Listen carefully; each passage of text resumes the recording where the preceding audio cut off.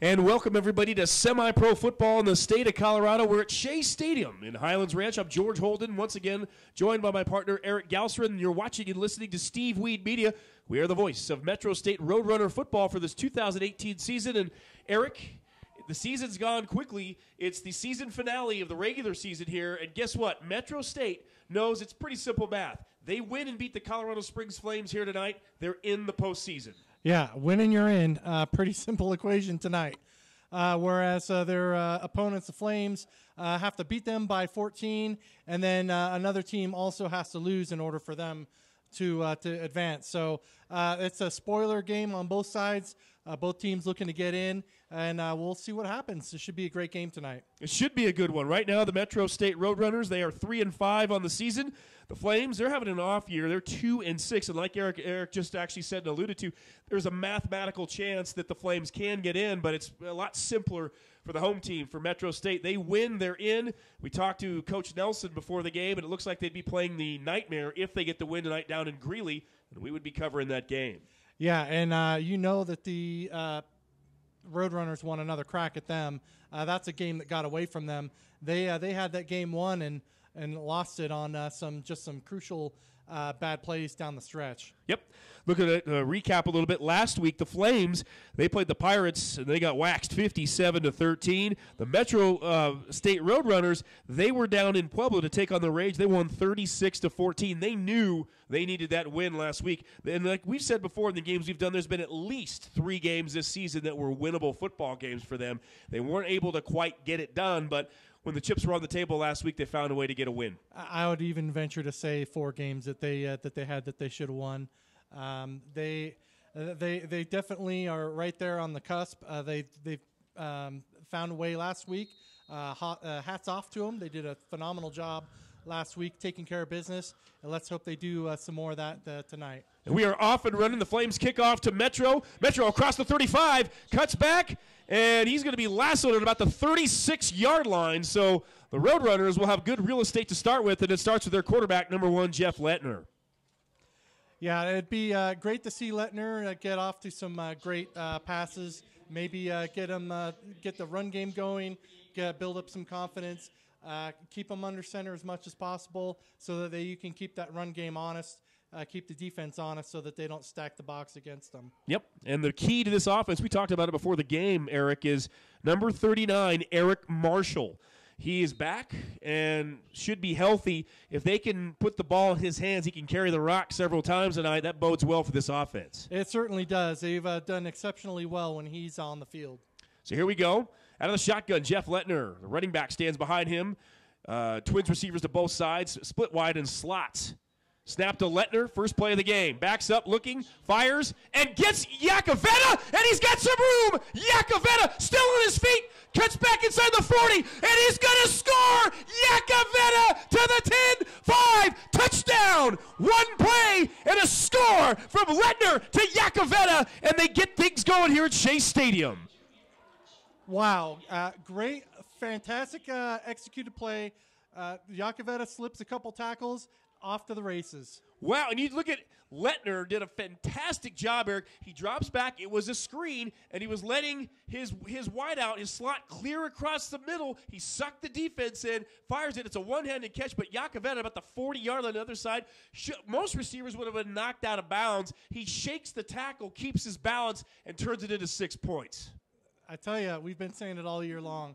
That kid is a special, special talent. You just don't find athletes like that. It's amazing he hasn't been picked up at a D1. Yep. And the kick is through and true, and one play, one and done, and a big-time score and a connection, the hookup, Lettner to Iacovetta, and just like that, it's 7-0. The Roadrunners lead the Flames with 14:37 still have to play in the first quarter. I'll tell you, Metro State, we've talked to these guys, their staff, they were telling these guys, they were, Eric, they were telling them, hey, don't worry about anything else but getting a win here tonight. Everything else will take care of itself in the playoffs. Don't look too far ahead. Get the win done here tonight. I think it was echoing because they came out on that first play and got it done.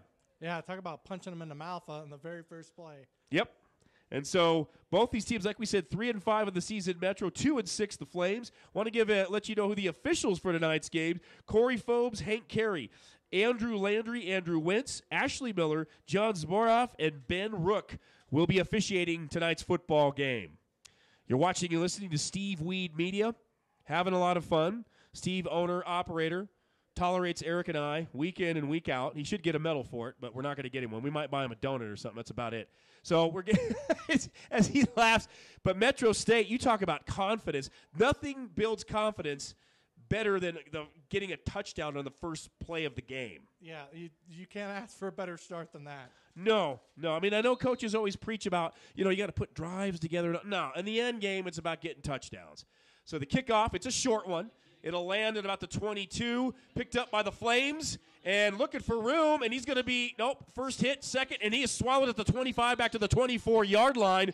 And on the carry there was Jamie Miller Jr. out of Killeen, Texas, 6'1", 192, and that's where the Flames will set up. We talked about this Metro State team. The defense is the heart and soul. It's the lifeblood. They're the ones that have kept them in games all season long. But if the offense is able to produce like this tonight and strike fast, this game could be over in a hurry. Let's hope. It would be one of those games. This defense is agile, mobile, and hostile for the Roadrunners. And they know where their bread's buttered. And here comes the Flames. They'll start at the 26-yard line. First down.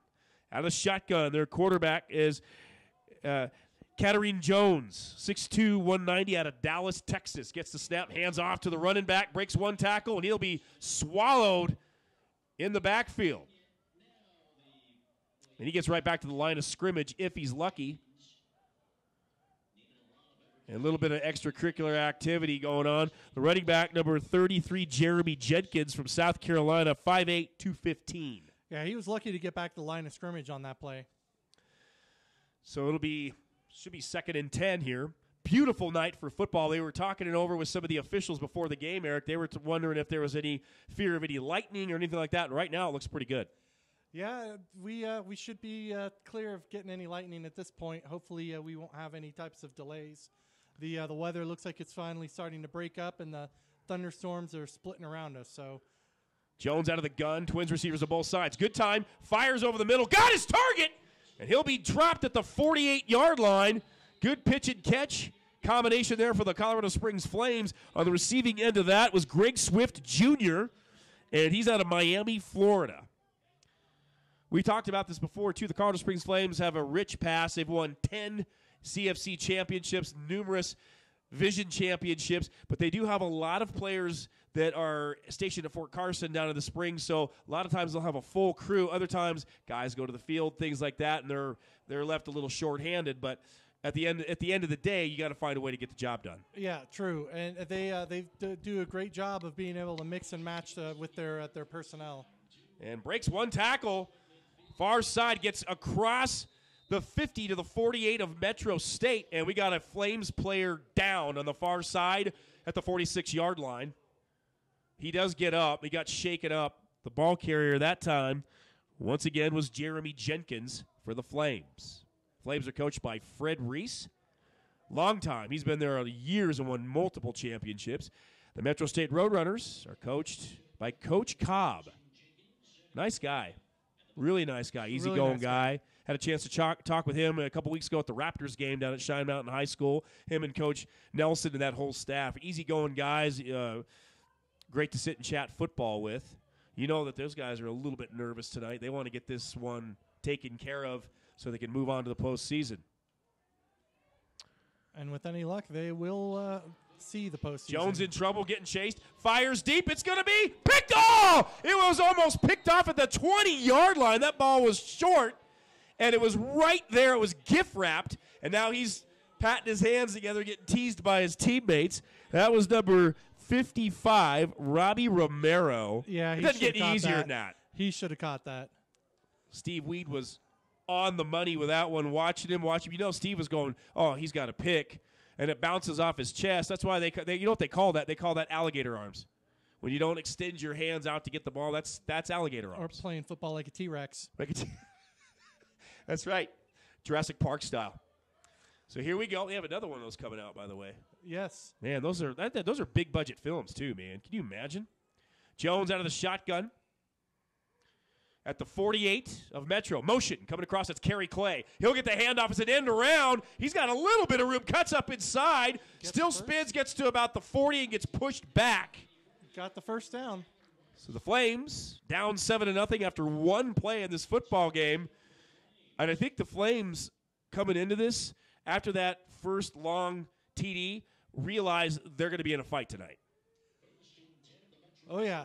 Metro's not going to just lay down and let them have this game. There's no way. Their playoff hopes are all wrapped up at the conclusion of this, and hopefully they come out with a win. We'll see. Metro State, they are in the navy blue, red, and white trim. Colorado Springs Flames, the white uniforms with the red, gold, and black trim. So back to the line. He'll stand at the 45. That's Kettering Jones, the quarterback. One back behind him, a receiver to the near side, twins to the far side. Shuffling around a little in the backfield. Jones sets, locks. He's going for the long fade down the far sideline.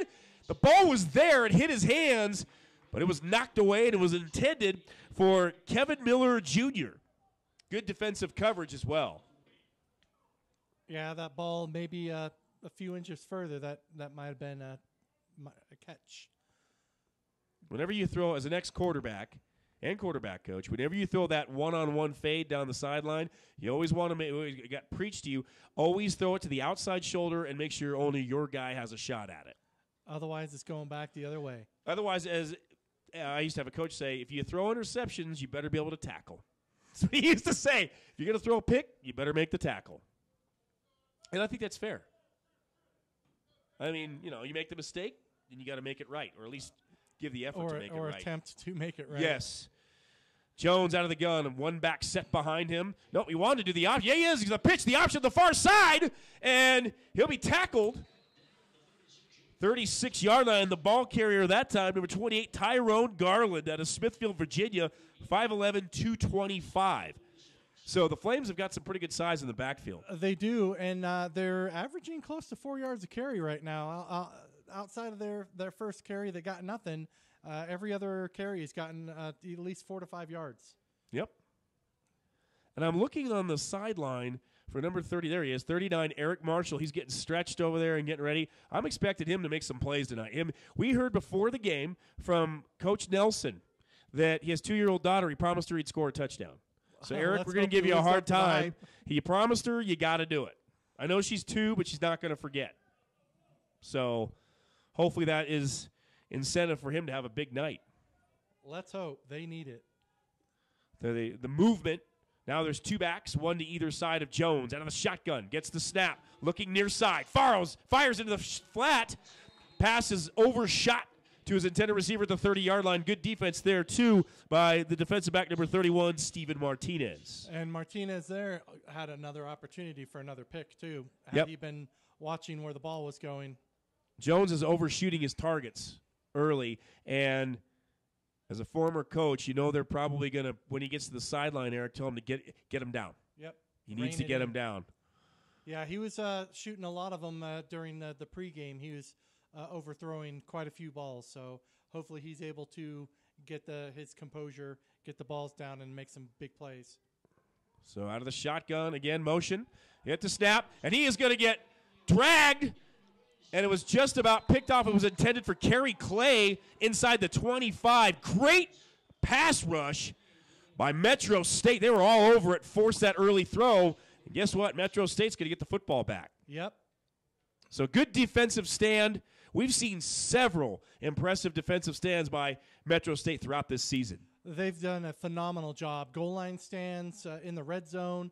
They are out of this world in the red zone for being able to keep people from collecting points. One word that comes to my mind so far this season with Metro State's defense, relentless. Yeah, and it's a bend but don't break for a lot of it, because they'll give up a bunch of yards maybe in the middle of the game, or they'll shut them down, give them a 3 and out.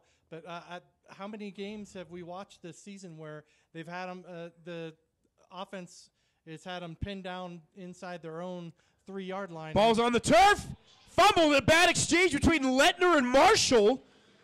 And they cough it up. First turnover of the contest. Boy, I'll tell you, That's only 2 plays on offense Metro State's had. The first was a long touchdown.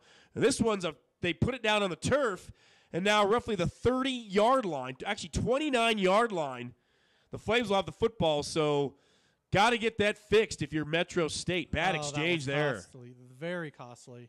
You just get, your defense just gets you the ball back, and now you cough it right back up to them. Wow. You can't do that and win games. Nope. We'll go over the playoff scenario here for you in the Colorado Football Conference when we get done with this play. First down again for the Colorado Springs Flames, trailing 7-0, 10:28 left here in the first quarter at Shea Stadium. Jones, offset, hands to his back through the middle, a trap play, and he'll get stuffed. There's not a whole lot there.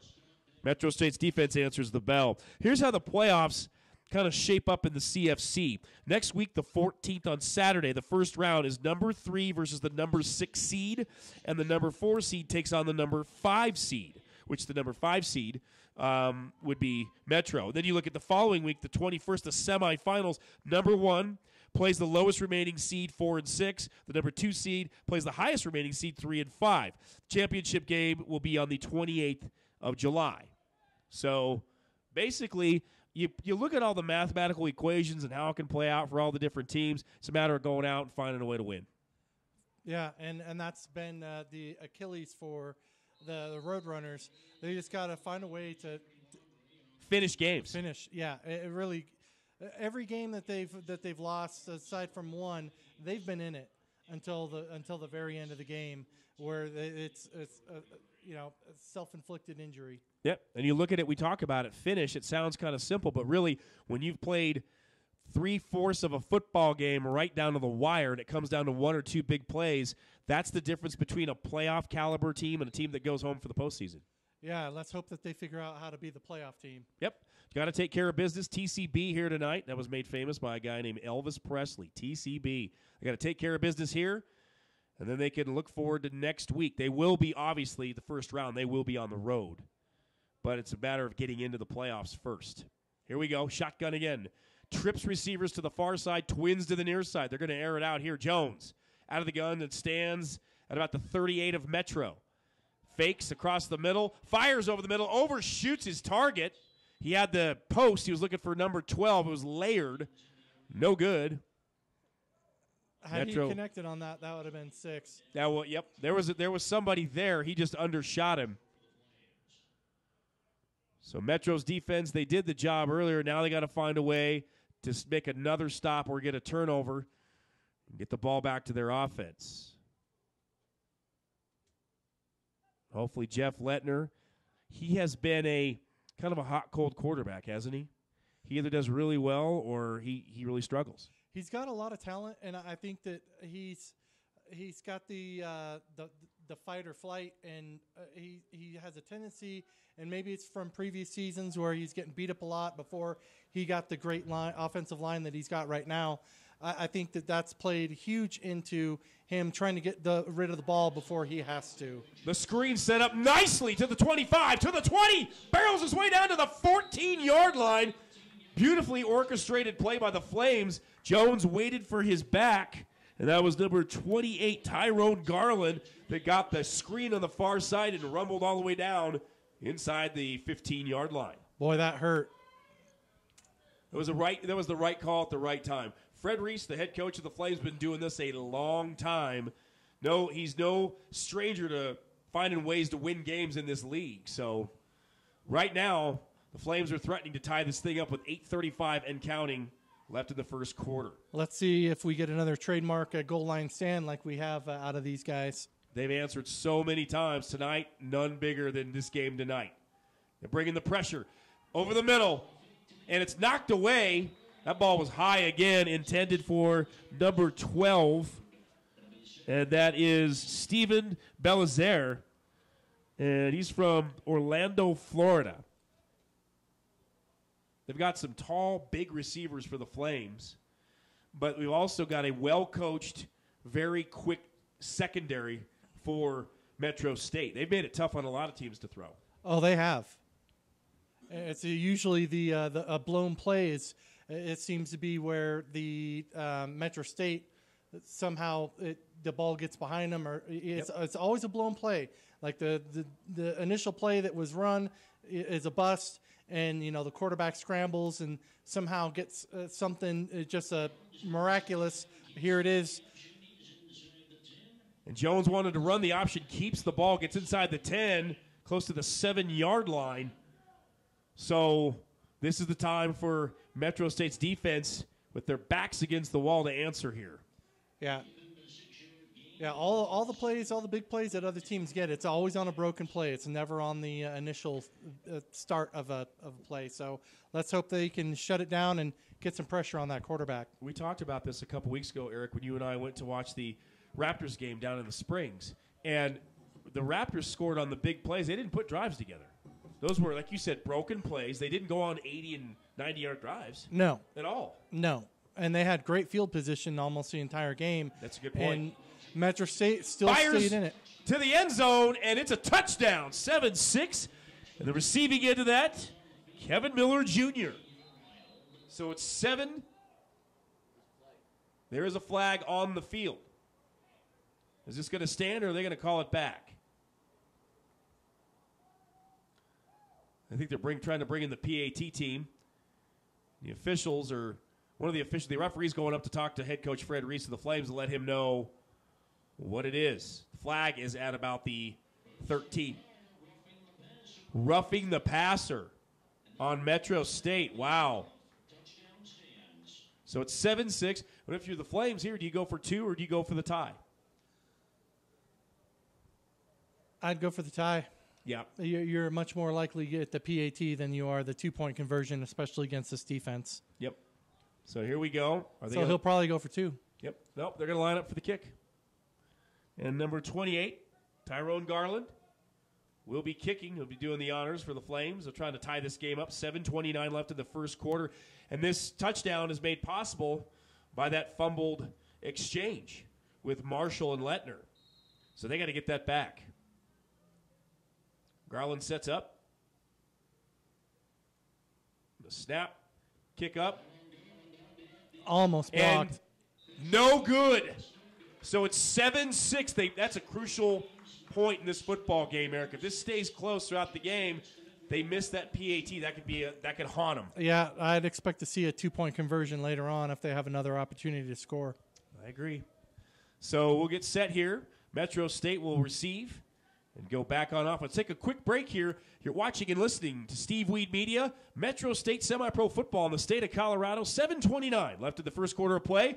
And the Roadrunners lead the Flames 7-6. I'm George Holden. He's Eric Gausser. Stick with us. We'll be right back.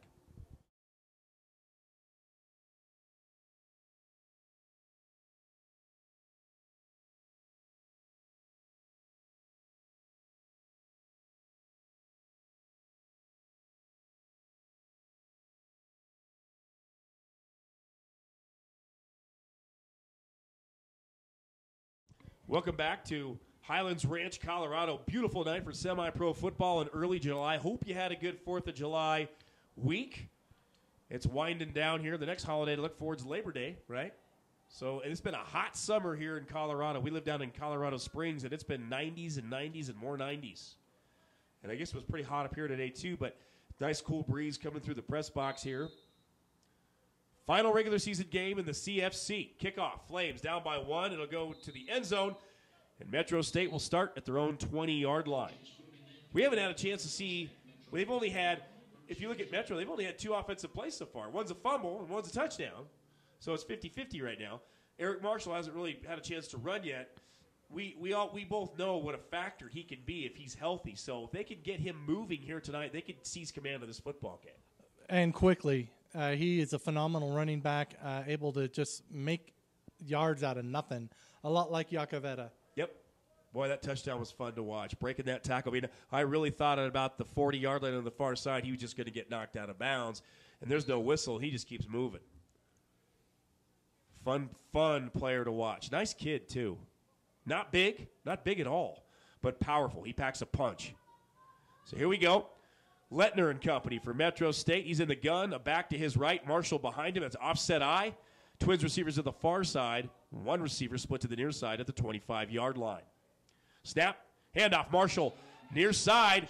Goes through, still on his feet. Marshall dragging people, and that's 11 yards on his first carry. Man, good blocking up front, too, by the right side of that offensive line. Yeah. He's a bruiser. Yeah, just shy of 12 yards on that. That's. You know who he reminds me of, his body type and his running style? He's tall and lean but powerful. A guy that used to play for the Raiders and USC back in the day, Marcus Allen. That's the kind of style of runner he reminds me of. Yeah, he's a lot bigger than Marcus Allen, though. He's lanky with the long legs, but really powerful. Same offensive set. I would say Jim Brown more than. You say Jim Brown. Hand off to Yakavetta through the middle. Spins, tries to get away. Not much there. They were trying the quick hitter with Yakavetta, and he gets swallowed up by that Flames defense. It'll be second down, Metro State. Yeah, he's just such a big target, and he just steamrolls right through people, and you have to gang tackle him. He's a lot like Jim Brown in my opinion. Jim Brown, he's one of those guys. You look at former NFL players; they always talk about different eras and decades. He's a guy, honestly, who could have played in any decade. Yeah, he was really that size with track speed and a bruiser too. You know, he was one of those guys that just game after game, season after season, he put numbers up. Yeah, I mean, how many defensive backs and linemen and corners and safeties did he put on their butt just running right through them? Yep. You know, they go in for the tackle, he lowers his shoulder, and he keeps going, and they go the other direction. And Lettner completes it, and he'll get out to the 49, close to the 50-yard line. A quick shot to the near side. Second completion for Lettner, and that was number 18 on the receiving end, James Chapman for the Roadrunners. So far, offensive line doing a pretty good job giving Lettner time to throw the ball. Yep, and Lettner, too, we talked a little bit about him, or with him, too, a few weeks ago after a couple of games, and I said, hey, if you get that pump fake going, the shoulder fake, and then when you've got some real estate in front of you, take off and run. It backs that blitz off. He looks a little hesitant to run sometimes, but that window closes so quick, you got to make that decision right now. Yeah, you're either going to stay put or you're going to go for it. Yep. And you can't play with that. You can't sit on that because you're on borrowed time. Yep. Lettner, screen, near side. Yakavetta cuts through, still on his feet, and another first down out to the 40-yard line. And Metro State in Flames territory, and they are moving the football. They look great. They look really determined. They know that they know that their offense has had, you know, the old spit and polish. They got the spit, now they need to get the polish aspect of it. So you got to go with what works. And those short, quick shots build confidence for your offense and allow you to move the football. It keeps the defense back. It gives you more room to run the ball as well. So this should open up a lot of things for Metro State. Yep. So Marshall's still in the game. He's behind Lettner. Twins receivers to the far side, Twins to the near side. Lettner stands at the 45 of the Flames. 4:44 and counting in the first period. Metro leads by a point. The draw to Marshall. Marshall's going to get swallowed up. He'll lose a couple. Second down, Metro State. Yeah, they were on him before he even had the ball in his hand on that play. They were sitting on that one. And for the Flames, linebacker number 1, Dante Stewart. He's also the head football coach at Ellicott High School. He's played in the CFC for 18 seasons, won a lot of championships, and still playing. So it's not like his players can look at him and say, Coach, you don't know what you're talking about. He's coaching football during the fall, and in the summer he's playing football. So here we go. Lettner out of the gun. Twins to the near side. In the slot, Nixon on the far side. Marshall still behind. The pass knocked away by the 42. Flames. And that's number 42 from Colorado Springs. That's Tristan Adamson with the knockdown. It'll be third down, Metro. You know, Metro, Eric, had some good things going on this drive early. They don't need it to stall here. They need to find a way to pick up this first down. Yeah, man, it's going to take was it third and 12? Yep. So 13, I think, or 14. Yakavetta, if you could find a way to get the ball into his hands and give him a little bit of room, instead of 6 yards, you can get 6 points. I think a screen might be a good play right now because they're going to be bringing the house third and 14. Yep. Screen play, get that receiver to. Trips receivers to the far side. One singled up on the near side for Metro. Motion across. Yakavetta. Snap to Lettner. He's going to roll to the near side. Looking to load up. Fires, and nobody in the vicinity. Goes out of bounds at the 20-yard line on the near side. Ill-advised throw there by Jeff Lettner. So it's 4th and 14. You gotta do the right thing here and punt. Yep. So play the field position game. Yep. And Lettner, he does a pretty good job of pooch punting for this football team. So they can pin the Flames back. And checking in is number 19 for Metro. That's Trey Muller. Nope, now he's going to come back out. A little bit of a glare with the sun over the mountains there, shining down on the field now. Originally, they were going to play this game at noon. Can you imagine how hot it would have been here? Yeah, there's some mix-up with the scheduling on the field, and they overbooked the field. 2 different teams at the same time, so they're going to bump Metro State to the earlier game. Yeah, that would have been not a fun experience at all. Lettner with a knuckleball about the 15-yard line. So we're going to make the Flames work for it. 3:40 left in the first quarter. 7-6. Metro leads the Flames, and Metro with their playoff lives on the line here tonight. They've had a turnover on the second time they had the football, which resulted in 6 points for the Flames. And then this last drive, they showed sparks that they could move the football, but then they end up getting had a couple of bad calls. The ball moves back. They end up at a 3rd and 14. They can't pick it up. They need to, Eric, they need those 3rd and 3, 3rd and 4 situations where they're manageable. Yes, they do. They work really well, like most teams do, when they can open up that playbook. When the other team knows that it's going to be a throw, it's hard to make that happen.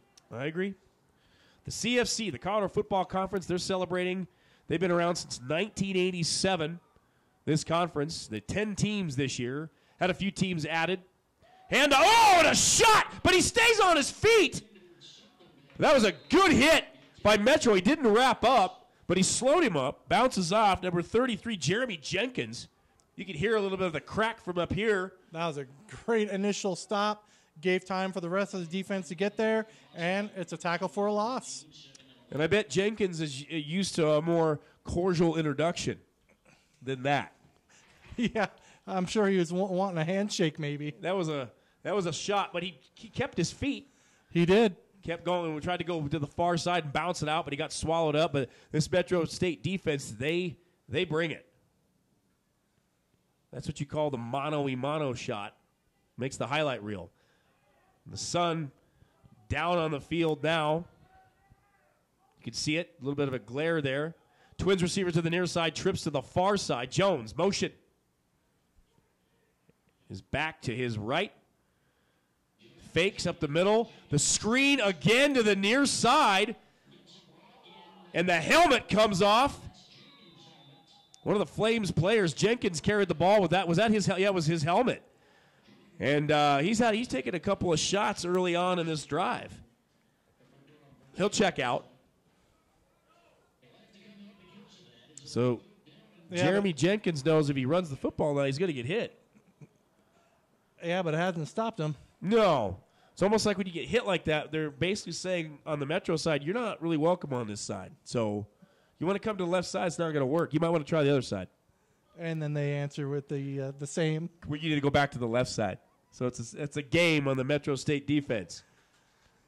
So 2:07 and counting. Pretty quick-moving first quarter here at Shea Stadium. Nice breeze coming through here. Loving it. Hope you like football as much as we do. This is our fix when we don't have football in the fall. You get semi-pro. Here it is. Long shot down the far sideline, and it's off the fingertips. Good pass from Jones. Looking for Kevin Miller Jr. That was a good pass, Eric. He had him in stride. If he catches that, that's a big play. Yeah, credit to Metro State for getting his hand up there and tapping that ball just enough to keep it out of his hands. Yep. And this season, recap real quick for the home team, Metro State, they start the season with a tough loss to the Pirates. Denver 15-7 in a game where we saw almost 300 yards in penalties. The second week, Metro State took care of UCCS 48-15, their first year in the Colorado Football Conference. The next week, the best team in the league, the Sharks, beat Metro 28-7. We talked to their coaching staff. A couple of those, they turned the ball over inside the 10-yard line. So we'll get ready. We'll get with you the rest of the schedule. But they've, like Erik said, 3 or 4 games this season Metro could have won, but defense holds again, and the Flames will punt from the 10-yard line. Their first punt of the game, straight up. So it's going to be good field position for Metro, and it'll go right around the 39-yard line. So decent field position to start for Metro State. And, Erik, I would think that Metro State would really want it. We've seen Erik Marshall run the ball twice, really trying to find ways to create holes for him and allow him to do what he does best. It would certainly help their offense. That last play, the defense knew it was coming. They were there before the ball was. Hopefully the line can create something to allow him to get some space, get out there, and start bruising the defense. Yep. So here comes Metro again with Jeff Lettner, number 1, at the helm. Had a fumbled exchange.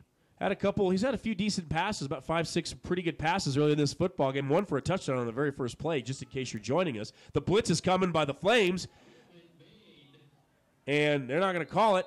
Now there's a whistle. It was a handoff to Marshall to the far side. Is that going to be false start, or is that going to be encroachment on the defense? It should have been encroachment once the Metro State jumped back because they went through the line. I'm not sure why they didn't already call that. It was a little bit of a pause there on that call. Erik's right. And I think it's going to go against the Flames. It should. That would make it 1st and 5, I believe. Yep. Yep, they'll move it. So they'll go out to the 44. That'll be 1st down and 5. That kind of makes things a little easier for Metro State. Changes up your play call a little bit. They lead by a point. Definitely not enough. All they have to do is win this game tonight, and they will move on to the playoffs next week. Most likely they would be playing the Northern Colorado Nightmare in Greeley. We covered that game several weeks ago where they outplayed the Nightmare, and that play at the very end of the game for a pick 6 was the dagger in the heart. The handoff to Marshall, and he is still moving. He's to the 50, to midfield, punishing run. And Dante Stewart, number 1 on the tackle for the Flames. And got a little bit of help from number 52, Brandon Kelly. Yeah, that was a lot of effort for a yard. Yep. So the Metro State schedule to finish it off, week 4, they played the Inglewood Eagles. They lose 18-7, another winnable game. And then that week 5, the game we did here, Erik, Metro loses 20-14 on the last play of the game. Another and then winnable game. Very winnable. And then Metro takes care of the Wildfire big time, 62-0. Yeah, they left 21 points on the field on that game. Yep. And then they end up having a tough one with the Raptors down in the Springs, 30-13. The defense had 4 or 5 goal line stands, but the offense just could not get moving in that football game. Yeah, and it was... Ball's on the turf again, and Lettner gets it. Bad snap by the center. They need to fix this exchange with center quarterback down here, because that could cost you football games. And then last week, week 8, Metro State traveled down to Pueblo to take on the Steel City Rage. They knew they needed a win to stay alive, and 36-14, they took care of them. Also took their quarterback out of the game. And there's a timeout on the field. We will take one as well, and it's coming down to the end of the first quarter here at Shea Stadium. We are 1 and done and 3 to go. And right now, the home team looking to make the playoffs. They lead by 1. The game is still up for grabs. I'm George Holden. He's Erik Galstrin. You're watching and listening to Steve Weed Media. This is Metro State University Roadrunner football. Stick with us, folks. We'll bring you second quarter action in just a few moments.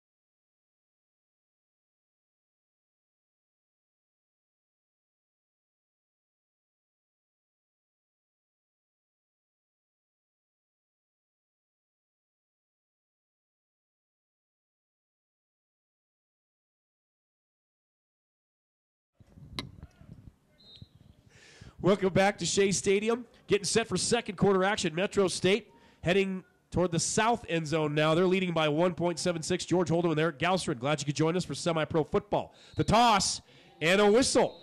False start. It was the pitch to Iacovetta. Want to go far side.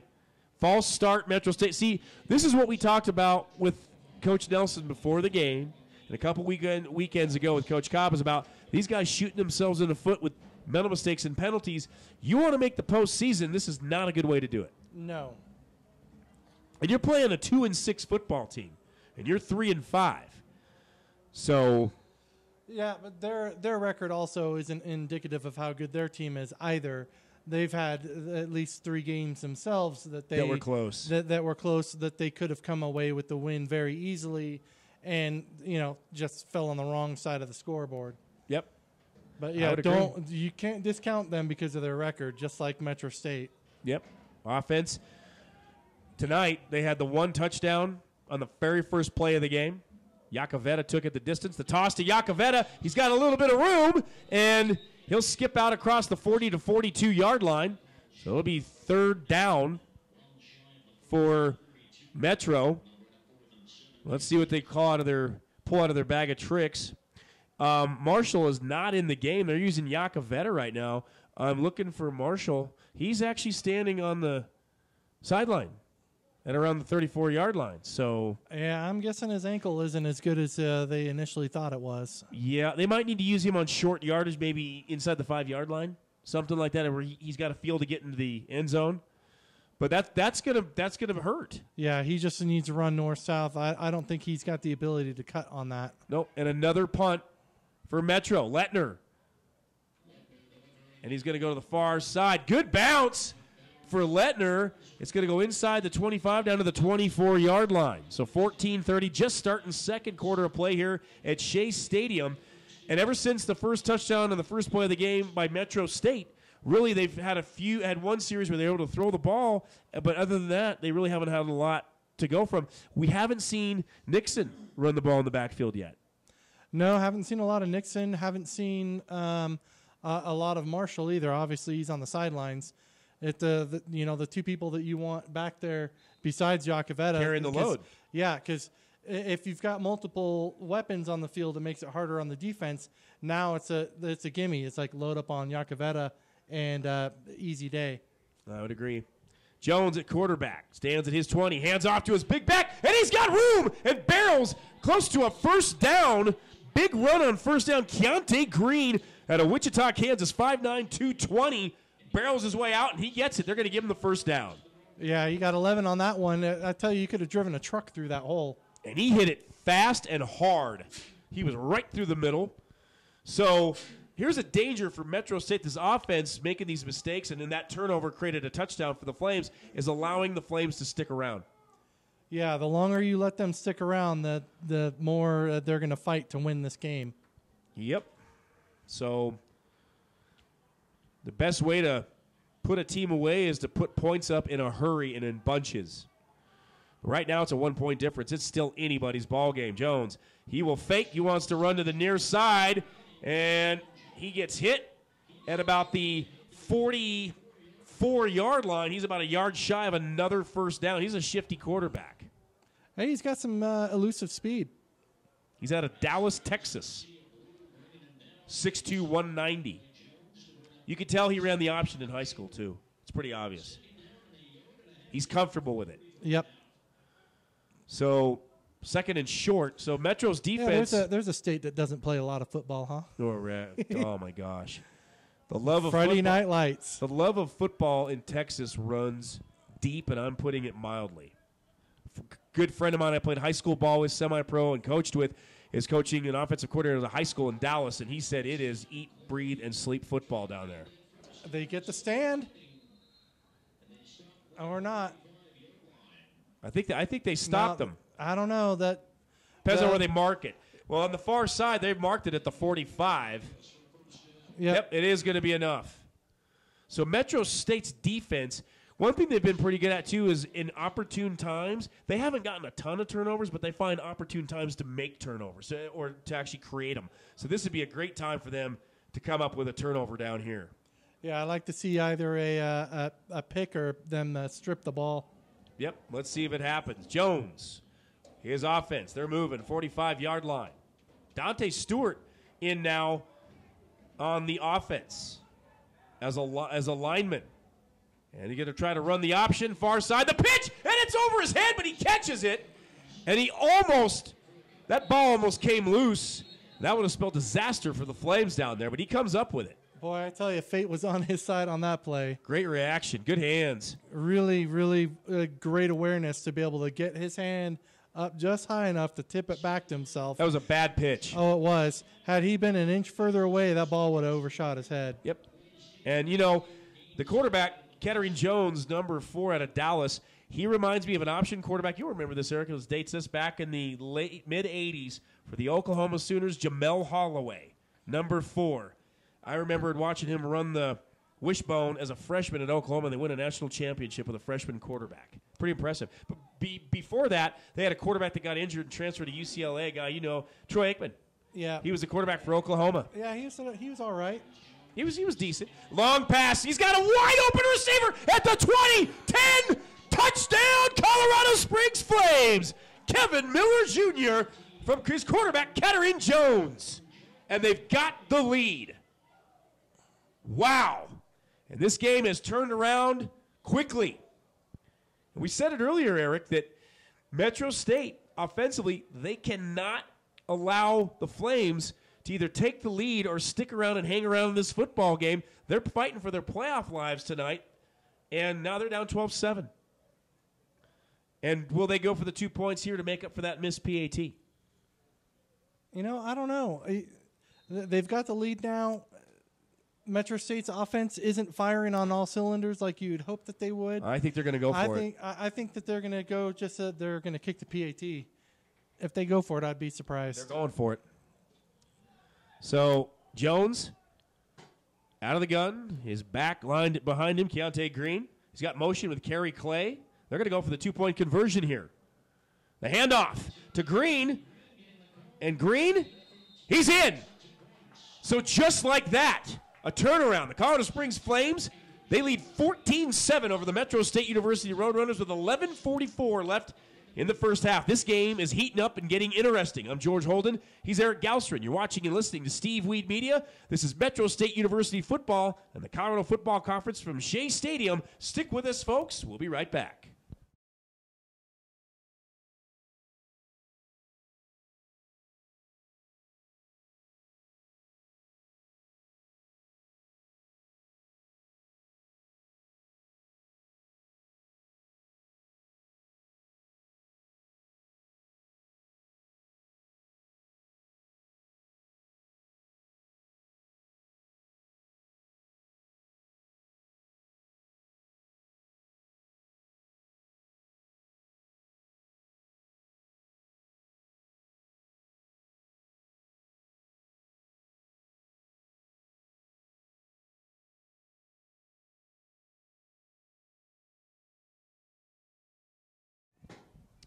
Back to action here at Shea Stadium on a beautiful evening for semi-pro football in the state of Colorado.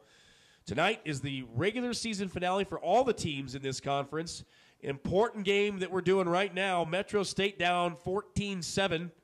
They led after one play into this football game, and since then they've given up a couple touchdowns and a turnover, and they're in danger of missing the playoffs if they don't come out of here with a win. Can't stress it enough. And the big back, they were counting on number 39, Erik Marshall. He'd injured his ankle several weeks ago. We saw him a little bit, Eric, but since then it's been spotty, and he's been the last couple series he was on the sidelines. Yeah, I think that ankle of his has given him a little bit more difficulty with the cut than they initially anticipated. Hopefully they figure out a way to get him to just run north-south and not cut. But, yeah, that's unfortunate because they need him desperately. And he was sitting on the bench. Now he got up. He's walking.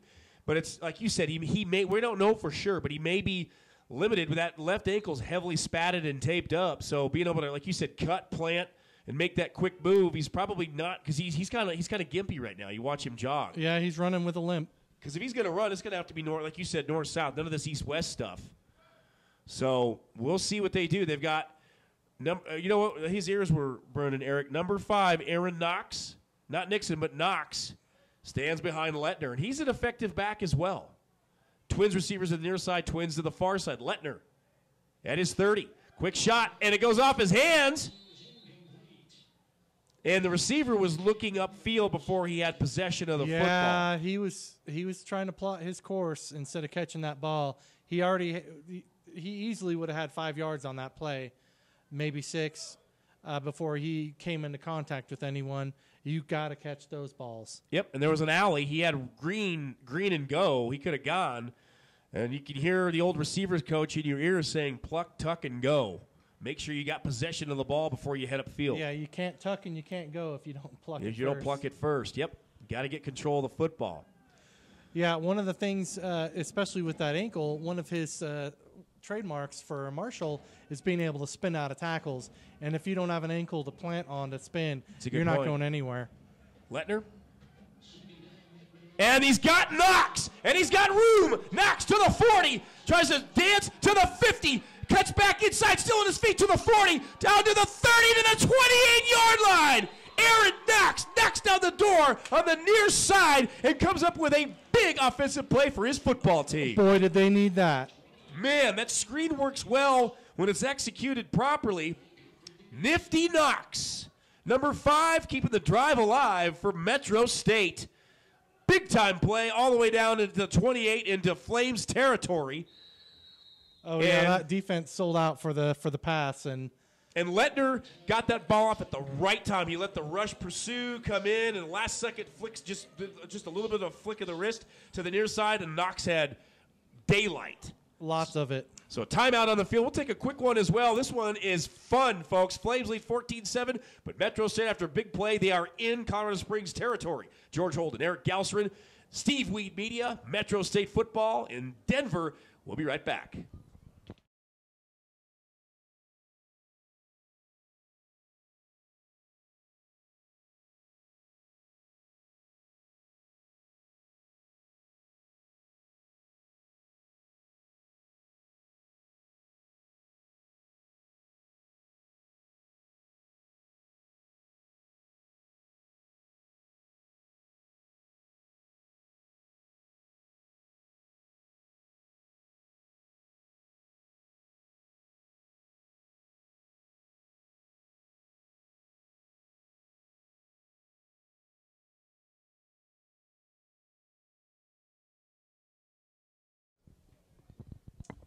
Back to Shea Stadium in Highlands Ranch, Colorado. George Holden, Eric Galsrin. This is the Colorado Football Conference, as we said, the season finale for all the teams in the league. And Metro State, with a big play by Aaron Knox on the screen all the way into Flames territory, Eric, they have a golden opportunity to really start to they could tie the game here, but it puts them right back in business. Yeah, both teams are using the screen effectively tonight. Getting lots of yardage. Fires. He's got a receiver and overshoots him. That was Yakavetta. He was pushing off, playing handsies with Andre Robinson of the Flames, and Yakavetta did break away, but the ball gets overshot by Lettner. To be honest with you, I think it would be kind of hard to overshoot a guy that fast. I mean, really, as fast as we've seen him run and make big plays this season, he just has different gears. Yeah, but he's playing a lot of handsies ball as opposed to actually just running up the field. Slows him down. Had he actually been running, he could have run up underneath that. Yep, so second down from the 28. Metro State knows they can tie this football game up right down on this series. And Marshall back in the game behind Lettner. They're going to use him, Eric, I think, but it's going to be sparingly. Or maybe just as a decoy. Yep. So 2nd and 10, Metro State. Receivers split to each side. One in the slot. Marshall steps up. Lettner fires, and he's got his target at the 21-yard line. He's about a yard and a half shy, so it'll be 3rd and short. Good decision by quarterback Jeff Lettner. A very good decision. He's limping a little bit. I think he took a pop back there after he released that football. Yeah, and he shouldn't have. That should have been a late hit. He's the only guy down there on his team with red shoes and red socks. He's trying to say, hey, in case you guys have forgotten, I am the quarterback. Number 30 checks in for Metro State, Glenn Mascarenas. He does a good job on defense for him. But when you're trying to make the playoffs, Eric, that is a call to arms, all hands on deck. That means you play offense, you play defense, you play special teams. You do whatever you got to do to find a way to get in. Yeah, find a way to get the W. Yep. Number 17 for Metro, spread to the near side, Caleb Thornton. Marshall behind Lettner again. You know, technically they could lose this game and still be in, as long as they don't give up too many points. Caught! The pass to the 10, and he's at the 9-yard line. Great pitch, tough catch, and he comes up with it in traffic. It takes a couple of shots, but hauls it in for Metro State.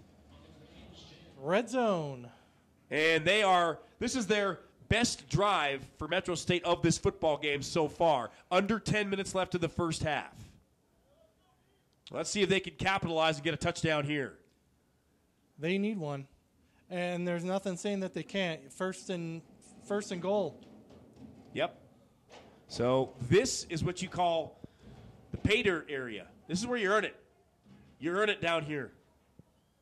Let's hope they don't try to run a screen because there's not enough field to make that work. I would agree. Toss to Marshall. Tries to cut up inside. Still on his feet. Marshall all the way down to about the 2-yard line.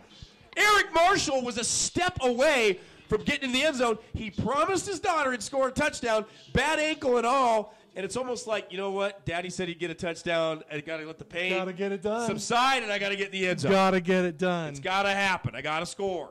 Yeah, he almost cartwheeled his way in. Because he could see his daughter's face going, Daddy, why didn't you score? You know, and he's sitting there going, ugh. So, yeah, you don't want to disappoint your daughter. Nope. You suck up the pain, right? And deal with it. It hurts less if you score, and it hurts that much less if you win. Yep. So here we go. This game is shaping up to be a good one. Playoff implications on the line for both of these teams. As we said before, Metro, it's simple. Win, you're in. Flames need some mathematical help to get in. And inside the 1.5. The fake, Lettner, he better get rid of it. Fires to the far side, overshoots. Good job by Lettner getting rid of that ball. Dante Stewart, the 18-year veteran linebacker, was bearing down on him from the backside. Good pursuit by the Flames. Yeah, they were sniffing out run on that the whole time. Yep, and Lettner, again, nicely done. He knows he's getting chased. He doesn't want to lose yardage down here, so he just lets it rip and throws it away. So it'll be 3rd down. Actually, it'll be 2nd down. Yeah, live for another play. Live for another play. 3rd down because of the run. Yep, 3rd down. 3rd and 2, 3rd and 3, 3rd and 3. And this definitely down 3rd here. And goal, rather. Coach Cobb's going to have to make a decision if it goes to 4th down. Do I want to get the field goal, get 3, and get points on and cut the deficit, or do I want to go for the touchdown? That's going to be a decision because you still got a whole other half besides the 8:26 left in the first to play. Lettner. Hands off to Marshall. Marshall into the end zone! Erik Marshall! Touchdown, Metro State! Hey, he kept his promise. And Erik Marshall's happy to score a touchdown and happy to tell his daughter, I did it. So I got the touchdown out of the way. And now he's slapping 5s and kind of limping to the sideline. You know, I think he promised her 3 touchdowns. Right? Yeah, well, it's amazing with a 2-year-old what they come up with. Well, you said 3. No, I said 1, sweetheart. But you said 3. Okay, I guess it's got to be 3. Amazing what you do. Maybe we should find her and try to coax her into talking to Daddy. He won't be happy with us. Like, guys, I got a hurt ankle here. Come on. So here we go. Extra point. Snap. Kick. Up. And guess what, folks? We got ourselves a ball game. 14-all, 8:21 left in the first half of play at Shea Stadium. A lot of things on the line tonight. This is semi-pro football in the Colorado Football Conference. George Holden, Eric Galsrin. You're watching and listening to Steve Weed Media in Highlands Ranch, Colorado. Stick with us. We'll be right back.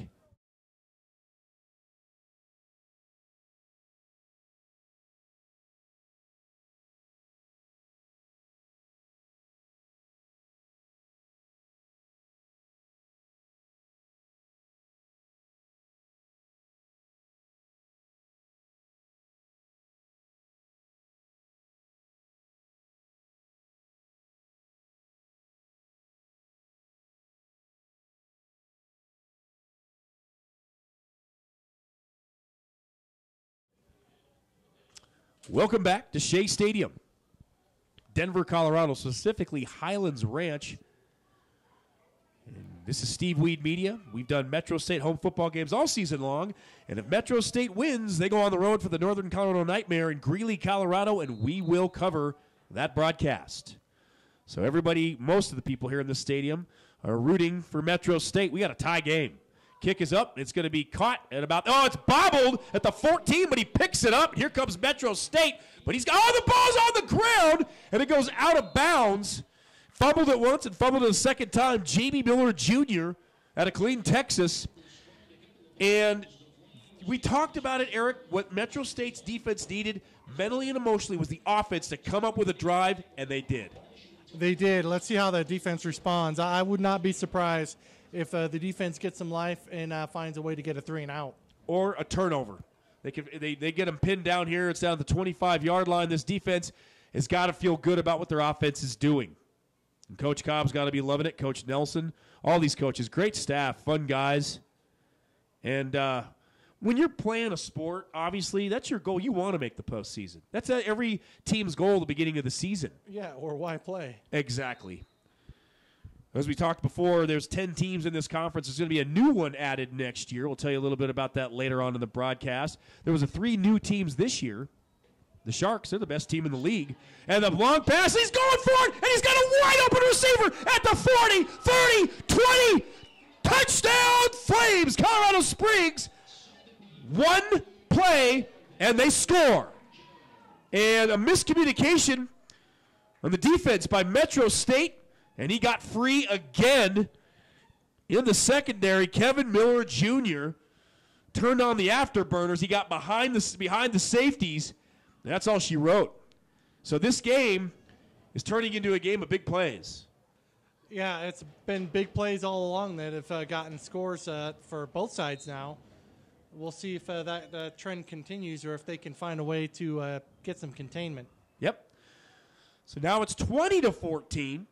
Flames lead, and they're going to go for the PAT here to make it 21-14. Boy, that was short-lived for Metro with the tie, and it's a botched, and it's blocked. The second PAT that they've missed for the Flames, so it's 20-14. So a little bit of a gift for Metro. They've proven they can drive. They get down the field, get the touchdown, the extra point, they're right back in the lead. So the game of football is all about opportunities. It's just a matter of which ones you seize. Yeah, making the most of the ones that are presented. All right. Well, they just got presented with one, and they took it. So they stopped them from getting 21. So it's another great opportunity for Metro State to respond. Defense, they get burned on the touchdown, but they come up in the special teams with the PAT. So we'll see what happens. So here we go. We knew this game would be competitive and exciting, and that's what it's turned out to be. But so far, turnover-wise, if you look at this game, the Flames get the turnover on Metro and score the touchdown. You take away that turnover, this is still a tie. This is still a tie football game. Yep. So that turnover right now is haunting Metro State. Absolutely, it is. But plays into the other thing two things that have played into the favor of Metro is the 2 missed PATs by the Flames. So here we go, all the way back to the 2, and here comes to the 10, to the 15, inside, all the way out close to the 30-yard line. So good return by Metro State. They're back on offense. They just had that long, impressive drive capped off by Erik Marshall, and they will go back to work on offense. That's a nice 28-yard return. Yep. Came right up into the inside. When I used to return punts years ago, I used to call it running up in the belly of the beast. You get up right inside of that arrowhead, and you find the daylight and pop out of it. Find that crease. But that was the whole thing about kickoff return and punt return when I did it, was they had said get running as fast as you can, as quick as you can, and get up in that wedge and find a crack of daylight and go. And it's pretty much you just playing it by ear. But to me, playing a game of football, that was the most dangerous part of the game, punt returns. That was a dangerous job. It is. You've got people flying all over the field and people running at one another full speed. Yeah, that's gladiator for sure. Yep. Trial by fire. So here we go at the 30-yard line. Metro down.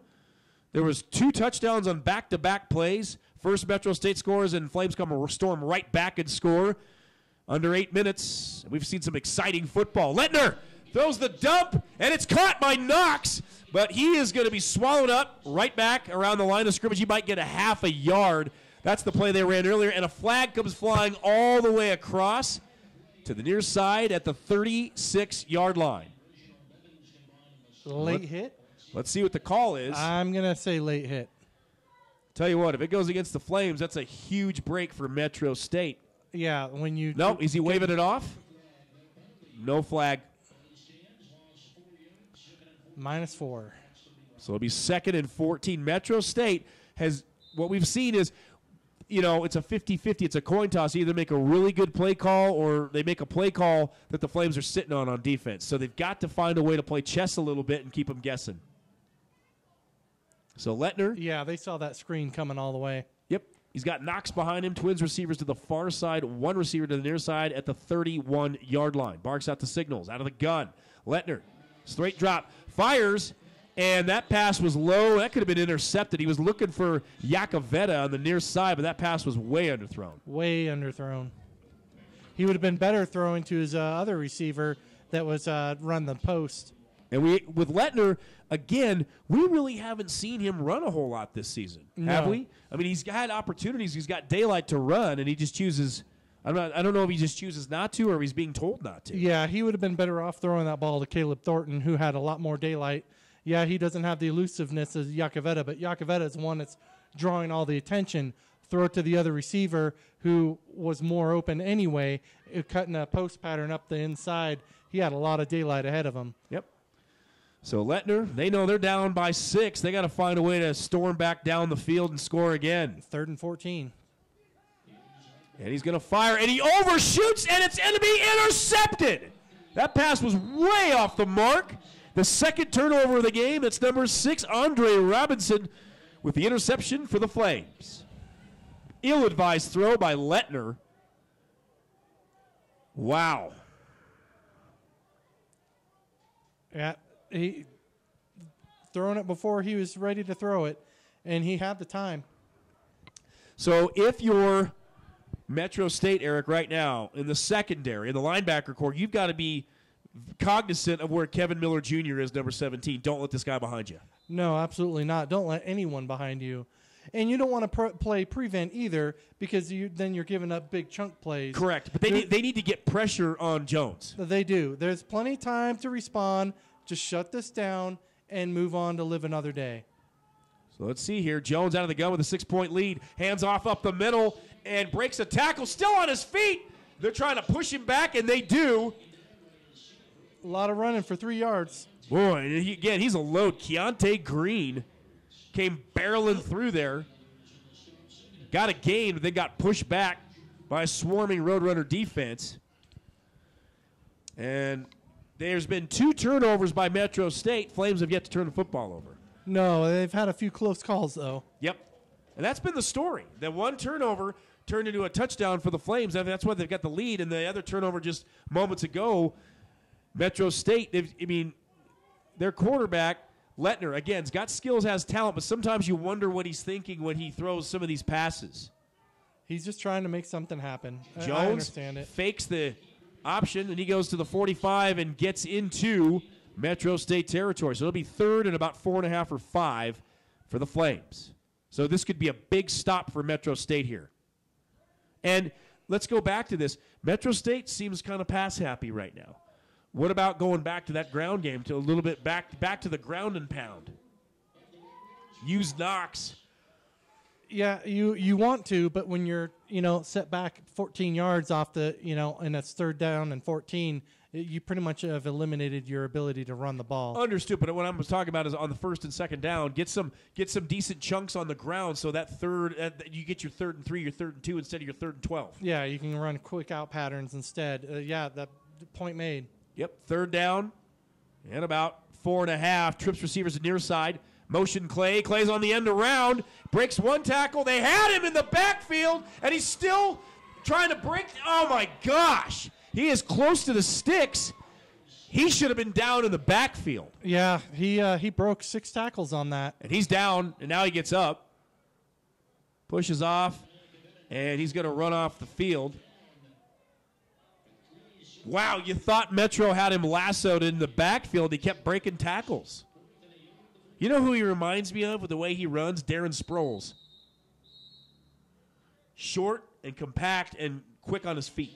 Hard to bring down with one guy. So a timeout on the field.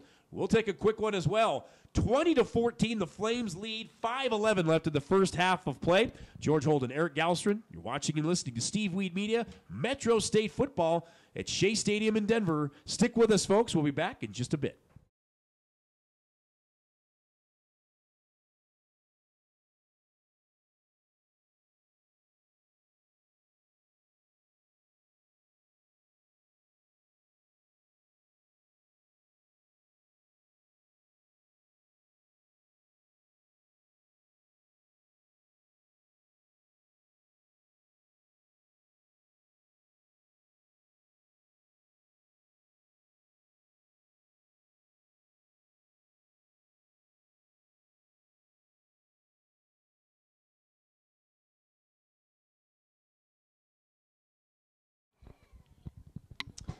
Here we go, Shea Stadium again.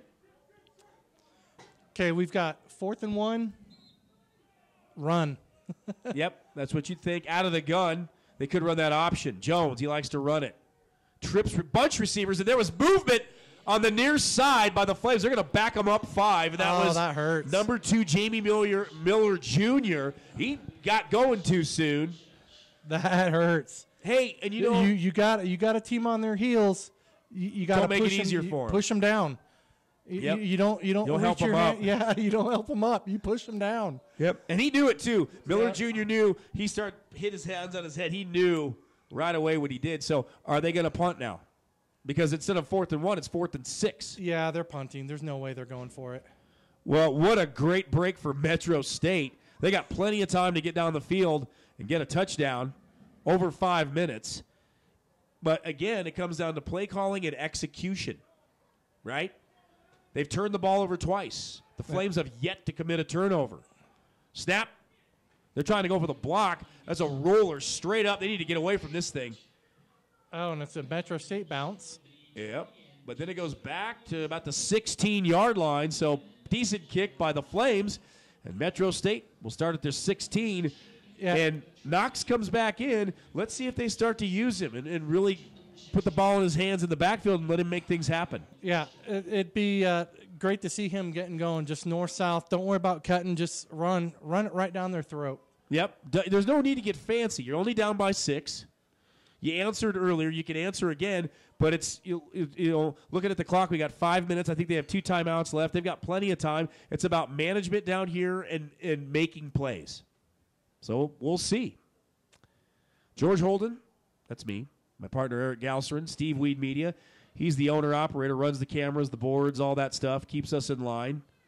Tries to. He tries to. I think he just, after a while, he's like, okay, forget it. You see him throwing his hands up in the air right now. I don't want to talk to either one of you anymore. I'm shooting the camera here. Here we go. Lettner out of the gun. Knox behind him. Here come the Flames. The reverse, the end around, and he's going to have a little bit of room. And that's Yakoveta to the 20, and he's going to break. He's still on his feet to the 40, all the way to the 44-yard line. Jordan Yakoveta, Mr. Big Time, makes a big play for his offense. That was a generous spot. It was almost to the 46. Flag at the 25 on the other side. Is that going to be a clip or a hold? If it is, it brings it back. Oh, God, let's hope not. Please let it not. And it looked like Yakoveta, Eric, was like a guy away from break. If he hit the brakes and cut across the field, he probably would have gone. Are they going to bring it back? Erik Marshall in the game, too, by the way, number 39. Are they going to back him up? Yep, they are. Oh, that hurts. That really hurts. What a great-looking play. And you could see it develop. It developed kind of slow, but once you saw him make the first guy miss, you knew it was possible for a big play. Darn. So, Metro State kind of their own worst enemy. All for naught. Anytime you do a reverse or an end around or something like that, you've always got to make sure your offensive guys know to keep their hands in. Mm-hmm. Keep your hands in. Because if they see your hands out, they're going to, and it's a big play, they're going to be looking for any reason to throw that flag. No flag, and he'll keep it down to the 46-yard line. Iacovetta right. with a huge play for Metro State. And let's see if this is the spark to get him back in the saddle. Boy, that kid is special. He is. He's just fun. He makes plays at critical times in games. That's what he does. Certain players just have that knack. He's one of those guys. He makes plays no matter whether it's critical or not. He just makes plays. He is a born playmaker. Erik Marshall in the game, scored a touchdown earlier. Snap, handoff. Marshall through the middle, and he gets swallowed up. He looked like he might get a nice burst out of that. He got a couple yards. Second down, Metro State. Yep. 2nd and 7, 3 yards on the play. He's so fun to watch accelerate after he gets the ball because he's 4 yards deep in the backfield, gets the handoff, and he's just blasting through that hole. And he's not even accelerating like he normally does either. No. If he gets past the D line, he's a problem. Because once he opens up, and he's got a bad ankle, but still, once he opens up, he's very difficult to bring down. Oh, yeah. It's like off to the races. It's like watching a thoroughbred. Yep. Second down, Metro State. And you know, Marshall's one of these guys that gets better the more carries he gets. So Lettner out of the gun. And there's movement. And was that Metro or was that encroachment by the Flames? Two flags. Encroachment had to have been. And the receiver on the far side's patting his chest like it was me. So the officials are going to discuss it. False start, Metro State. 5 yards, back them up. I mean, this is the stuff that drives coaches insane. Guys, you just had a big play on an end around. We're only down by 6. We can take the lead before half, and then this. All right. 2nd and forever. So you've got playmakers for Metro that can get it back, but these guys have got to be thinking smart football down here. Yep, 2nd and 12. Marshall. You got twins receivers split to both sides for Metro State. Lettner stands at the 40. Barks, and that looks like 35 was on. It's a free play. This is should be a free play, and he's still on his feet. Knocked at the 45, and I believe it was offsides by the Flames, but a good pass, pitch and catch on the far side, and picks up some yards. They needed that. Big time. Yep, big number 95 for the Colorado Springs Flames. That is Reginald Evans, 6 foot 270 out of Houston, Texas. Big boy. Yep. Everything's big in Texas. And he jumps off sides. You like that, didn't you? Erik Galsron rolls his eyes. And shaking my head. He just got back from his hometown of a week of vacation in Huntington Beach, where he only used sunscreen one day. That's smart. He's from California and uses sunscreen one day when he goes to the beach. So that kind of makes you wonder about Erik. And look at my nice tan. It's all about the tan, isn't it? So is this third down? Yeah, third and 2. 1.5 to 2. This is very doable for Metro State. They got a chunk back of what happened earlier. They got to keep this drive moving. 3:11 and counting in the first half. They're only down by 6. They can tie the game with a touchdown. Well, they want to make postseason. They're stacking the box. Yep. So let's see if Lettner and company can pick it up. Hand off to Marshall. He's got some room, and he's going to get stopped. But he got going too far to the outside instead of right off tackle. He's going to be like a half a yard short. What do you do here, Erik? I'd go for it. I'd go, you know what I'd do? Oh, and Marshall's hobbling off. Boy, 4th and short. Give it to Knox. Nifty Nixon. Let's see. Is there going to be a timeout? Yep. Timeout, Metro State. Smart call by the Roadrunners. We'll take a quick one as well. Stick with us. 2:25 left. Metro State with a huge 4th and short, only down by 6. George Holden, Erik Galsron, Steve Weed Media, and Highlands Ranch, Colorado from Shea Stadium. Stick with us, folks. This is fun. Not much left in the first half, but a big play could be a Bruin. Stick with us.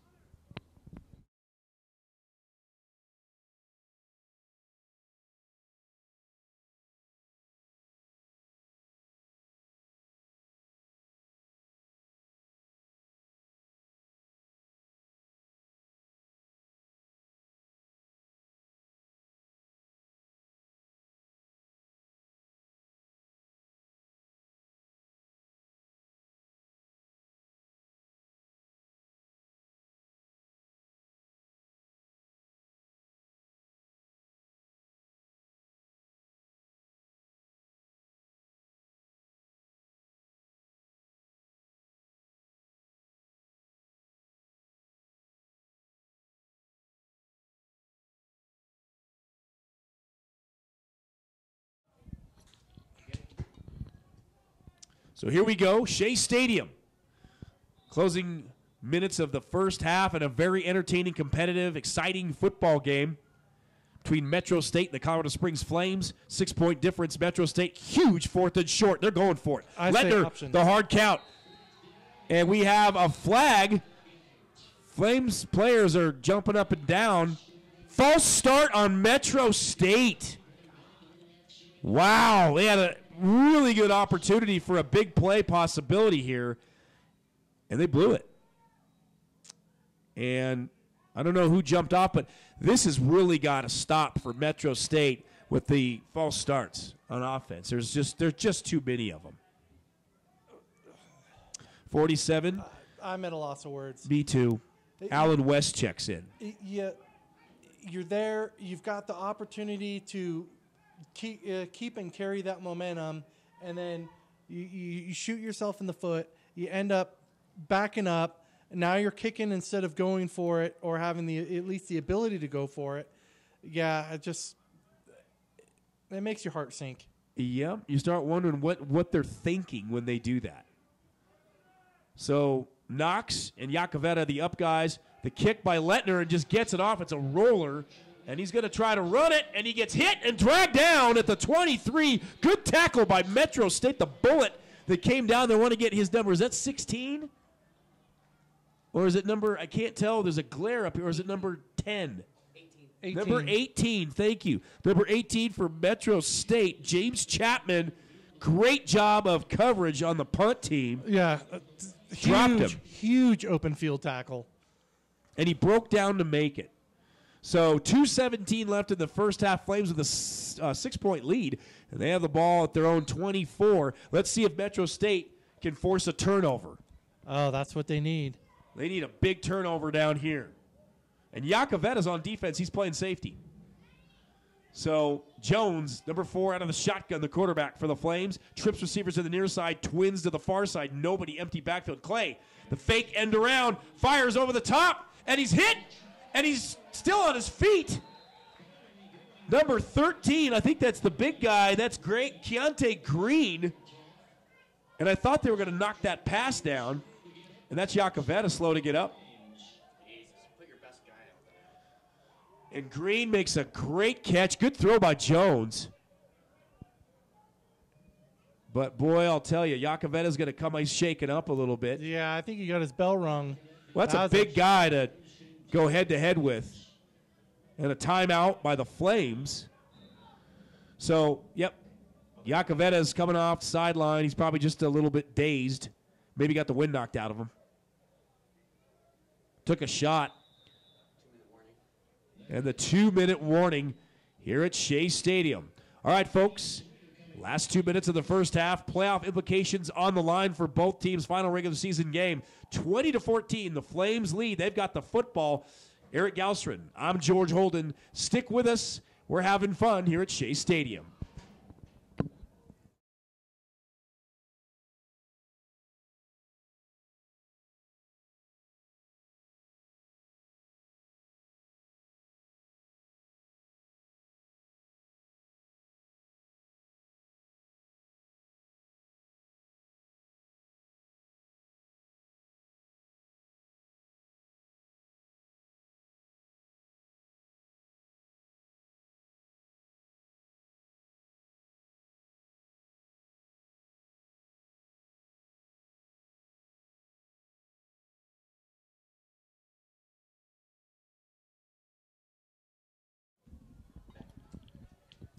So here we go.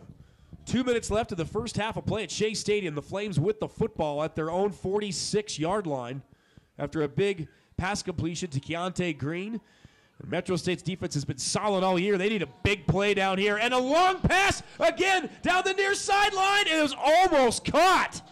Good pass by Jones. Looking for number 80, his intended target, the receiver, Brody Pagan.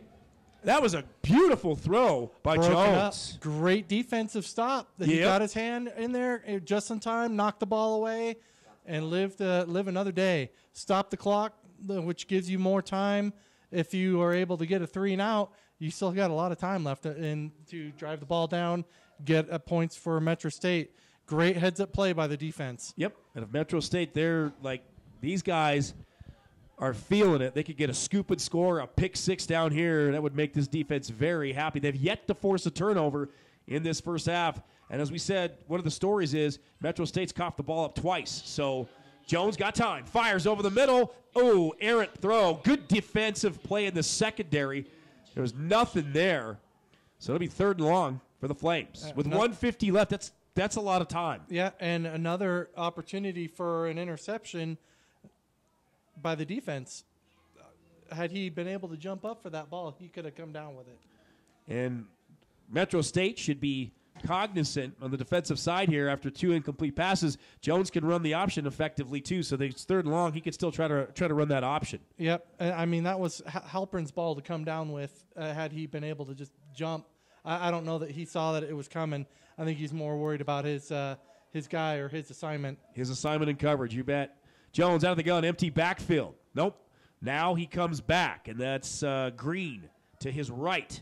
The snap, and here comes the screen, and he loses control of it. It'll be 4th and long, and it'll be punt time with 1:46 left. Metro State will get another opportunity on offense before the end of the half. This is huge. Oh, yeah. Oh, yeah. All 3 pass plays, all 3 incomplete. Oh, my goodness. I think that they honestly thought that they were going to burn Metro State again deep, and they nearly did. Yep. But this quarterback, Jones, he's got a nice touch on the football. He does. He just has to bring it down just a touch. He's still throwing it a little bit too high for his receivers. So the punt returner for Metro goes all the way back to about his 11. He's going to go all the way back to the 10-yard line. They need a good return down here. The snap. Good kick, straight shot for Metro. And he comes down with it, and he makes a couple of guys miss. Goes up inside to the 25-yard line.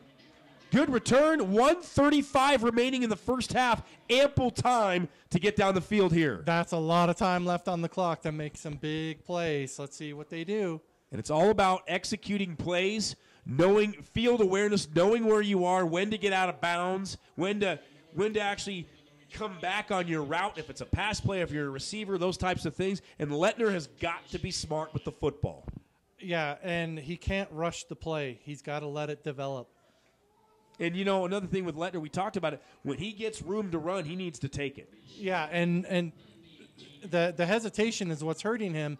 There's a couple plays where it was a broken play. He could have ran, picked up a 3-4 yards at least, where, he ended up either throwing the ball away or pitching it off, and it was for a loss when he had daylight to run. He just needs to commit to it. Yep. And then you look at Marshall came in, and then he was going to come back out, and you could tell he's still favoring that left ankle. How effective really is he? He scored a touchdown. He's had a couple of good runs, but hopefully he's effective enough to get some more yards for this football team. Lettner fires over the middle.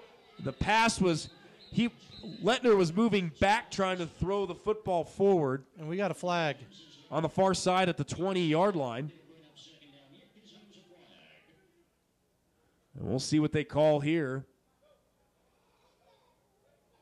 Illegal block. Dante Stewart, the linebacker for the Flames, pointing. It's false start again on Metro State. This is something this coaching staff, I know, has been talking to this football team all season long. You got to wonder when they start chewing some people here at halftime that, hey, you got one half of football left. You decide with these mistakes if you guys want to move to the postseason or you just want to call it quits. Because these mental mistakes are costing us in this football game like they have all season. All season. 2 receivers split to each side. Marshall behind Lettner out of the gun. Lettner looking. He's got time, and he's put a lot of air on that football. Kind of a dangerous throw there. No receivers in the area. He's lucky he didn't get called for intentional grounding. Lettner, he struggles sometimes seeing the middle of the field, Eric. He really is. And there's another timeout by Metro. This is and their there last is a flag. one. Yep, intentional grounding. Oh, wow. So they just backed him up more. Lettner is going to – I'll tell you what. As a former coach and an offensive coordinator, I think with somebody like Jeff Lettner at halftime, they need to chat with him and find out where his head's at right now. And I mean that in a positive, every possible positive aspect, is that they need to find out what he's comfortable with, what he's seeing, to have to tell them, what are you seeing right now? What's going through your mind? What are you seeing on this coverage? These types of things to get him to play a little more loose and a little more confident, because right now he's playing tentative. He is. He's not buying himself the time that he very easily could. He's quick to run, quick to get rid of the ball, a lot faster than he needs to be. He's got more time than he's letting himself I agree. have. Yes. Well, he's not having if as a quarterback in a passing team, you've got to have faith in that offensive line. If you don't, you're not going to make the plays that you need to make. And right now, he seems like there's times he's running backwards and trying to throw forwards. That doesn't work well. That usually ends well. The only guy that could get away doing that was a guy named Brett Favre who could get away with doing that. It's not something that you can do. They've got to find plays that I would think, in my estimation, that he's comfortable with at halftime, plays that are going to work. And you know what? Get back to establishing a running game in the second half. What do we got to do to run the football? Because when you run the football, think about this. Any coach that's worth his salt that has been around the game of football will always tell you on an offensive side, there's 3 things that happen when you throw the football, and 2 of them are bad. So when you find teams that win championships and win in postseasons and playoff games and things like that, they're teams that play rock-solid defense and run the ball well. And they got to find a way to get some ground game established in the second half. Now they're all the way back at their 4-yard line. I'm sorry, 5-yard line. Lettner out of the gun. They're just trying to look for some breathing room down here, and he better get another flag. And it's almost intercepted. Wow, Lettner. They dodge a bullet there. That was number Robinson almost had a pick. And another flag on the field. Is this one going to go against Metro State as well? I think so. This is not a good drive to end the first half for the Roadrunners. No, because if there's still plenty of time to kick the ball back to the Flames, and they will have excellent field position. You're backed up all the way to your end zone. And right now, if you're Metro State, Eric, you're only down by 6. Obviously, it's a no-brainer. You want to go into halftime going, wow, what a bad last drive to finish, but we're only down by 6. You don't want to give the Flames any time to go up by 2 scores at halftime. And they get the ball to start the third quarter. Yep. It makes it even worse. So Metro State needs to play very, very intelligent football down here, not turn it over, and find a way to get a little room to punt here. Unless Yakovetta's down there, so there's still that possibility. Yeah, I mean, he could burn a 96-yarder right now. It's what he did in the opening game of the season against the Pirates. I guess in this case it's a 94-yarder. 94. Well, 2 yards. I don't think he's going to care. Yeah. Marshall out of the behind Lettner. No, what was? Oh, boy. And Lettner is going to get slammed, and it'll be a safety. So they just added 2 points, and they'll get the ball back. They're going to have to do something about Jeff Lettner. I'll tell you what, Lettner takes his helmet off, and he was moving backward, and he was running for his life and did not see anything other than 2 jerseys running at him. Wow. And he tossed his helmet on the sideline, and now he's at the 35. As a quarterback, Eric, this is where you learn and grow, right? In situations, it's not the physical attributes, it's the mental attributes of playing that spot. Is that when things are just going downhill and the wheels are coming off and not going your way, you got to find a way to pick yourself up and make plays, and it's one down at a time.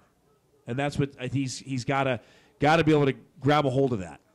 Yep, he's trying to do too much and too quickly, and it's unfortunately blowing up in his face. Hopefully he's able to regain his composure and come out in the second half on his first drive. Obviously, the Flames are going to get the first one. We'll see how he responds. And let's see if the Flames can adjust on defense with Jones, the quarterback. They've got to get heat on that guy, and they really haven't so far. Short kick, he's got it. And this guy's dangerous in open field. He's already scored a couple touchdowns.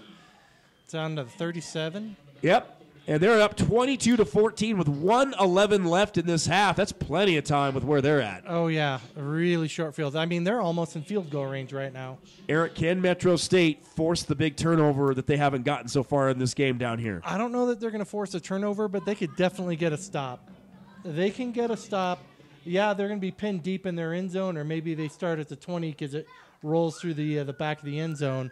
But honestly, I see the Flames as just either killing the clock out here or they're going to put up another score. And Lettner by himself at the 35 on a knee.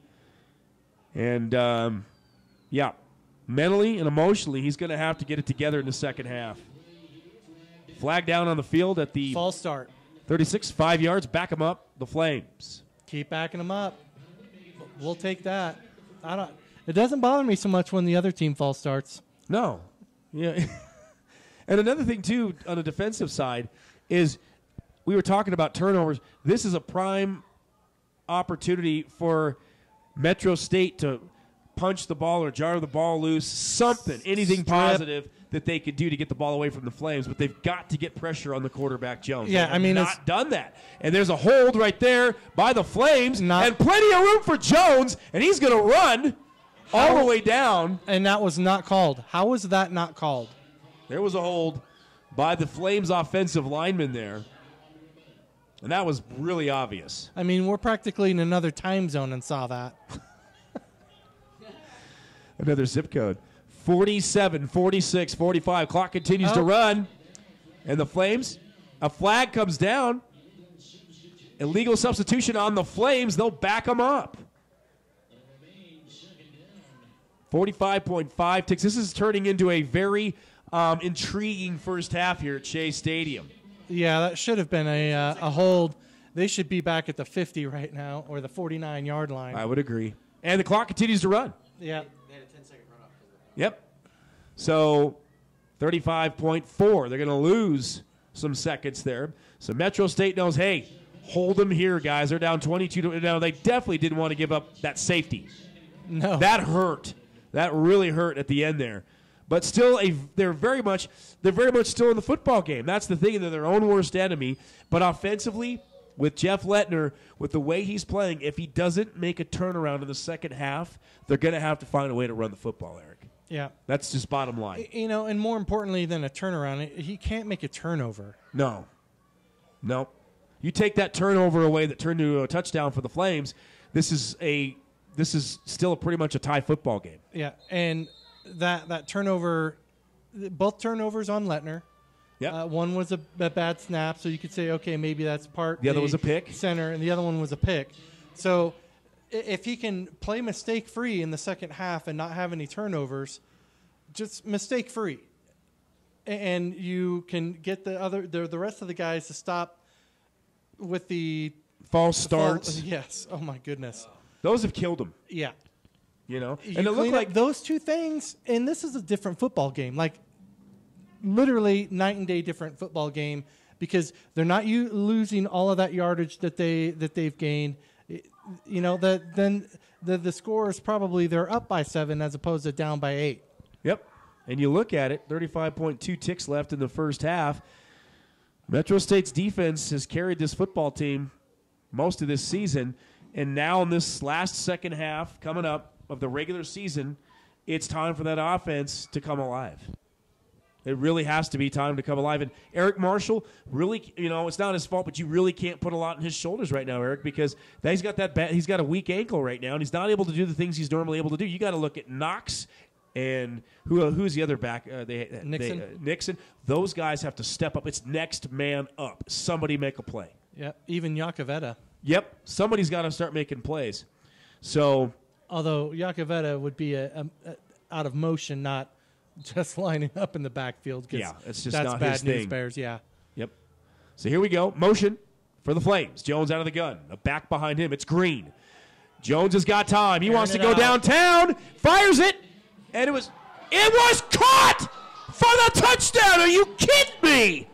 Kevin Miller Jr. with his third touchdown of the first half for the Flames. Unbelievable. phenomenal catch. I thought that was a pick. Yeah, I did too. I thought the safety for Metro was going to get the pick, and he comes up with it. Now, we still have a whole half of football, 28.7 ticks left in the first half, and a whole other half of football, but Metro State is going to have to be a comeback football team. That's just going to have to be the story. Yep. So, the Flames, Steve Weed makes a good point. Flames have to win by 14 here tonight to still be vying for a playoff spot. Well, they're there right now. And they're going to be 2 over. So, boy. Well, they have to win and have another team lose. So. And the kick is up. No good. 3 PATs missed. It's a 2-touchdown football game right now, 28-14. 28.7 seconds left. Stunned. The Metro defense is stunned. And you know what? The damage has been done primarily by Kevin Miller Jr. He's got 3 touchdowns in the first half. They have got to find a way to contain him in the second half. Oh, yeah. I mean, and how do you really do that? Think about it. This Metro State defense has been solid, rock solid all season. They've given up 3 touchdown passes to one guy. You've got to find a way to get to Jones. You've got to rattle Jones because he is putting the ball on the money. On the deep ball, he's been on effective. He's been very effective. The short pass, not so much. He's been overthrowing his receivers on the short passes. On the long ones, he's destroying Metro State's secondary. Katarine Jones, he is standing tall in the pocket and delivering the football. But really, you look at this Metro State defense, Eric. You'd think they would probably talk about this at halftime. Guys, have we gotten a sack yet? We got to get after this guy. We got to find a way to put him on his back because as long as he's on his back, he can't make these type of plays. I think the defense might want to pin their ears back and blitz a little bit, but they know he's a pretty shifty athletic quarterback, and if they over pursue, he could cause a problem. I think that's what they're leery of is that exact point. They don't want him to break out. They don't want to lose containment, so they're keeping him one-dimensional as far as. And he's going to look for some room to return this thing, and he'll be dropped at the 34-yard line. That was number 28 for Metro State on the return. That's Danny Duarte. But I'll tell you what, Coach Cobb and his staff, you'd think they're going to give their guys an earful at halftime. That you got 1 half left to prove that you belong in the postseason in the Colorado Football Conference. If you guys are going down by 2 touchdowns, this is still a winnable football game. If you could find a way to climb back into it, you could still win. If not, you're going to be sitting home watching. As unfortunate as that sounds. But sometimes you got to give your team a dose of reality, medicine and reality that they don't want to hear, but they need to hear. So here we go. And they're not out of it. Nope, they're still very much their own, again, worst enemy, giving up the big play. That's what they've done like they did with the Raptors a couple weeks ago. Same thing. The Flames really haven't driven the ball well. They've had 1 good drive in this first half. And all the rest is big plays. Yep. Marshall, he'll be dropped. He is just really favoring that ankle. And I don't know how much, Eric, we're going to see of him in the second half. I don't know. But he didn't even get anything on that. That was, a loss of 6? That's going to do it in the first half of 5? here at Shea Stadium. We are 1 and done. 1 half in the books in Highlands Ranch. Right now, the Colorado Springs Flames, they are fighting for their playoff lives as well. They lead 28-14 over the Metro State Roadrunners. Roadrunners know all they got to do is win, and they move on. They have 1 half left of the regular season to find a way to crawl back and come back and win this football game. And the Flames know mathematically they're still alive playoff-wise. So this should be a high-octane, entertaining second half. George Holden, Eric Galseren. We're going to halftime, 14:45. When we come back, stick with us, folks. Second half action should be all that and a bag of chips. You're watching and listening to Steve Weed Media at Shea Stadium in Highlands Ranch, Colorado. We'll be back in just a bit.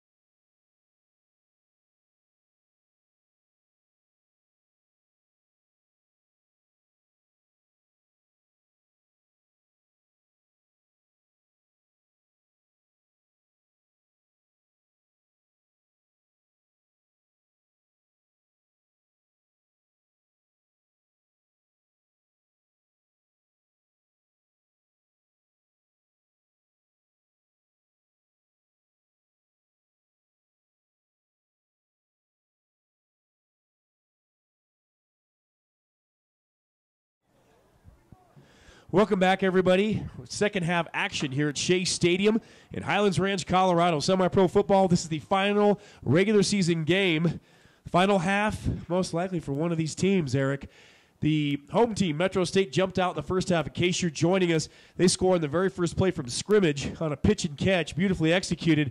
And then they end up falling behind these Flames on turnovers, miscues, and penalties. And now they're down 28-14. The Flames are right where they need to be, Eric. They needed to win by about 13 points, 14 points. That's what they're doing exactly right now. But we have a whole nother half of football to play. And Metro State knows on defense they need to shape up and get the job done. Yeah, it's apparent that Metro State has a better football team. They're just not playing like it. The Flames have got a great quarterback. They've got a great receiver and a great running back. And they are giving the Metro State Roadrunners fits. If Metro State can figure out how to contain those three and the offense can figure out a way to not shoot themselves in the foot, we've got a ball game. Yep, I would agree. And Kevin Miller Jr., number 17, the standout wide receiver for the Colorado Springs Flames, had 3 touchdown catches in the first half. If you literally, Eric, if you take Kevin Miller Jr. out of the game for the first half, Metro State would be winning this football game. Yep, it would be 14-7. Yep. They'd be winning. He has been a factor. I spoke to a couple of the coaches at halftime, and they said they know what they need to do to keep him contained, so we'll see. Kickoff, we are underway, hits his hands, and drops all the way back to the 1. And here comes the Flames with a return, and he'll be hit and dropped at the 15-yard line. And that's where Colorado Springs will start on offense, up by 14.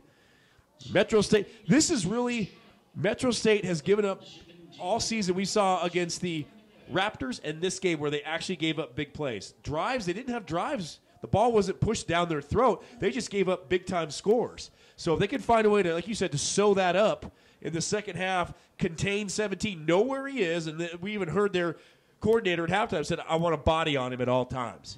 If they could slow that down, that could force the Flames to find somebody else to step up. Well, they're going to need someone to step up if they're double teaming him. And, you know, again, three key players on that team are giving the Roadrunners fits. Let's see how the Roadrunners respond for the second half. And the Roadrunners have to wrap up. Yep. Finish your tackles. They have to be. You have hit and wrap. So here we go. First play of the second half. Flames. Jones, the quarterback. He's been pretty effective in the first half. He's going to hand off to the big guy, Green, still on his feet. And he is out near the first down sticks on the first play from scrimmage. He's a beast. And they were talking about that Keontae Green. They were saying, man, this guy's a load, and he is. So Metro State has done a pretty good job in the run game, or against the run game this whole season. But tonight they're facing a couple of decent backs here. Really good backs. He knows how to hit the hole. He's elusive. He's explosive. He's shifty. He's got some really good feet on him. So here we go. Actually, the first down. He got a first down out of that. Kerry Clay, number 5, will be to his left.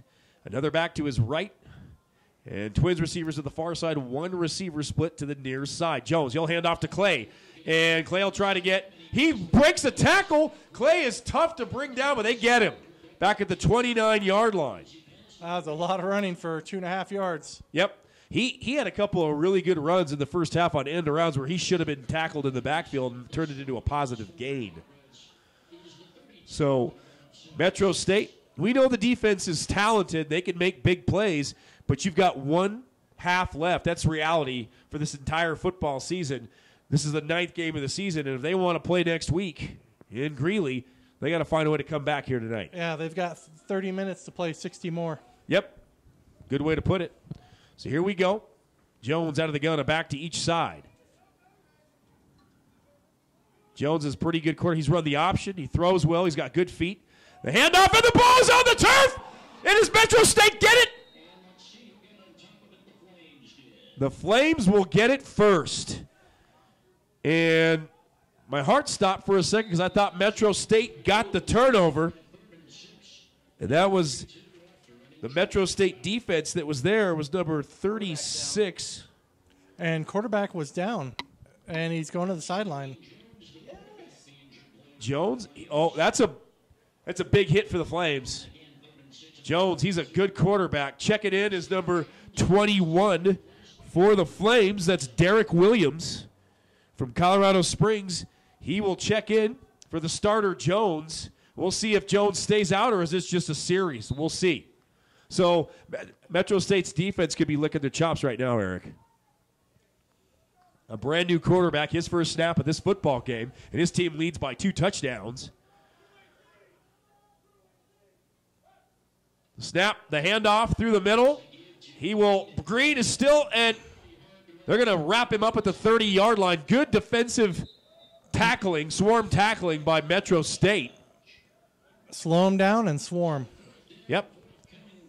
Yeah, as shifty as those 2 running backs are, that's exactly what they need to do. And 15, he's special. Yakavetta, jamming Jordan Yakavetta, had that touchdown in the first play of the game. He's going to be deep to receive this punt. And anytime, this is the first time you're watching Metro State football, anytime this kid touches the ball, anything's possible. It's magic. It is. And he's fun to watch. He makes the game of football exciting. He's one of those kind of guys. So good defensive stance on the first series by Metro State. They'll go 3 and out. And we'll see. He came back. Jones came back onto the field, so maybe that was just for a play or so. Maybe he got the wind knocked out of him. Yep. Snap. And line wobbler. I think Metro State. Yakavetta will get it.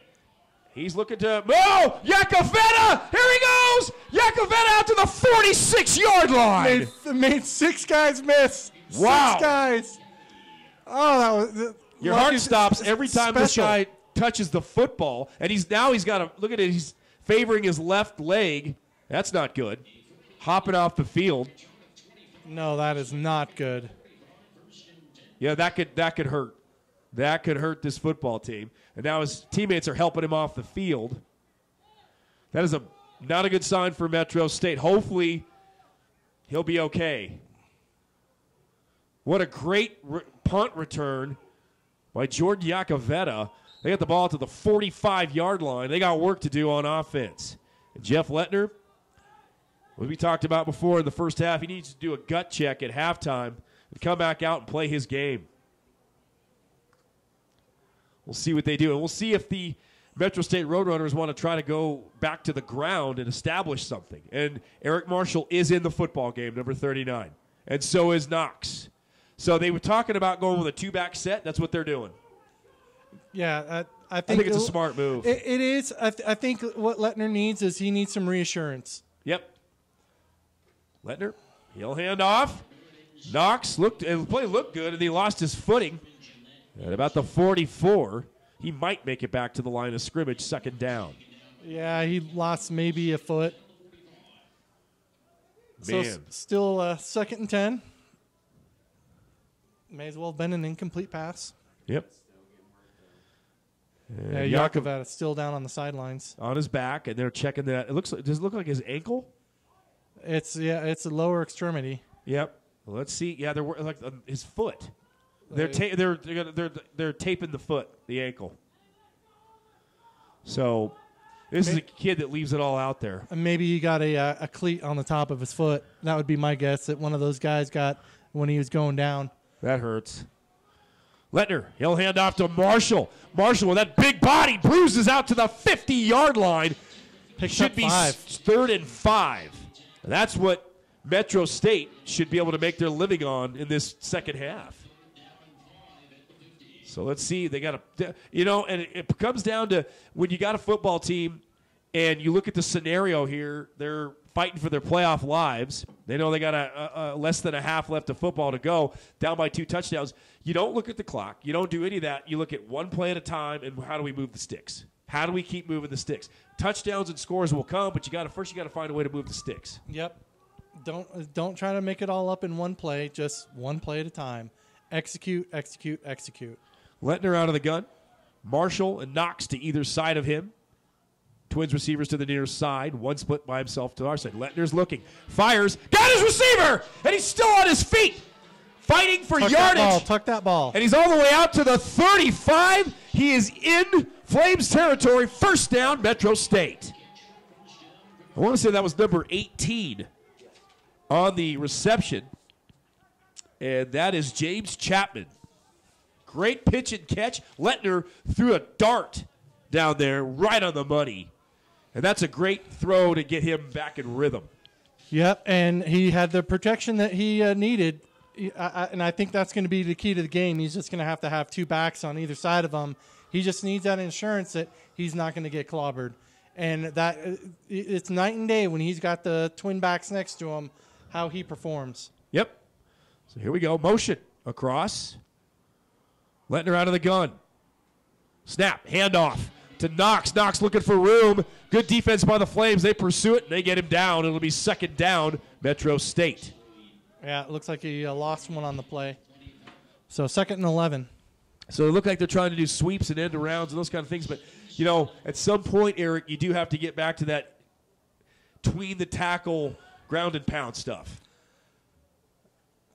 So those are the 2 backs we've seen tonight, really, Knox and Marshall. And Marshall is far from 100%. We've seen Iacovetta a little bit in the backfield. And now Iacovetta, he's got heavy tape on that left foot. We can see here from the booth that he's walking around. I think he's going to be okay. Let's hope. Shoot, even at 3/4 speed, he's probably faster than most people on the field. Lettner fires. Got the catch at the 31. Good throw by Lettner. And it's going to be a 3rd and manageable again. So they're making positive yardage and moving the football. They're another 3rd and 5. They picked up the last one. We really, again, I'll keep stressing this, Eric. We haven't seen Lettner really run the football. And the Flames are so used to him not running and throwing the football, he's going to have some gaps in this second half where he can make some big plays with his legs. Absolutely. Let's hope the coaching staff is listening in right now. I think he could make some things happen with his legs if he needs to. So here we go. A very important 3rd and 5 for the Roadrunners. Clock at 7:30 and counting in the 3rd quarter. They're down by 2 touchdowns, but driving the football. Lettner out of the gun. Yep. Fires it. Got his receiver, and that's a 1st down. Knox out of bounds at the 20-yard line. Flag. Beautifully orchestrated by Lettner, and yellow on green at the 35 on the near side. Oh, Metro, an eligible man downfield.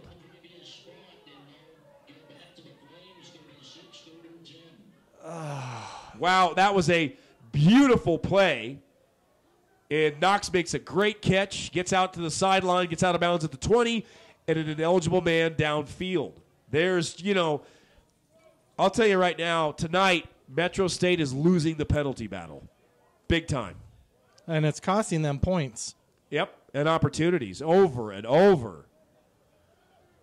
And the officials are now talking at about the 36. And, the most frustrating thing on offense is players need to know the personnel that for that package that needs to be in and be talking and communicating with each other. It's a frustrating thing as a coach when you go over this stuff in practice all week long, and then so-and-so's down on the punt team, so-and-so's down on the punt return team, etc. It's tough. Yeah, Johnny's missing from the from the lineman crew, or know where you are. And then, again, it goes back, it's called field awareness. So Lettner talking it over with the official. Now the clock will resume. So another big, they converted last time on 3rd and 5. Now it's double that. So we'll see what they pull out of their bag of tricks on offense here. Ball is spotted right outside the 35 at the 36-yard line. Marshall will stand directly behind Lettner in the shotgun. Twins receiver split to both sides. Iacovetta right now is not in the game. And they are not giving any respect to Lettner right now. They've only got one deep. So let's see. Lettner needs to get rid of that football. He fires, and it's a dirt ball to Knox near the 25.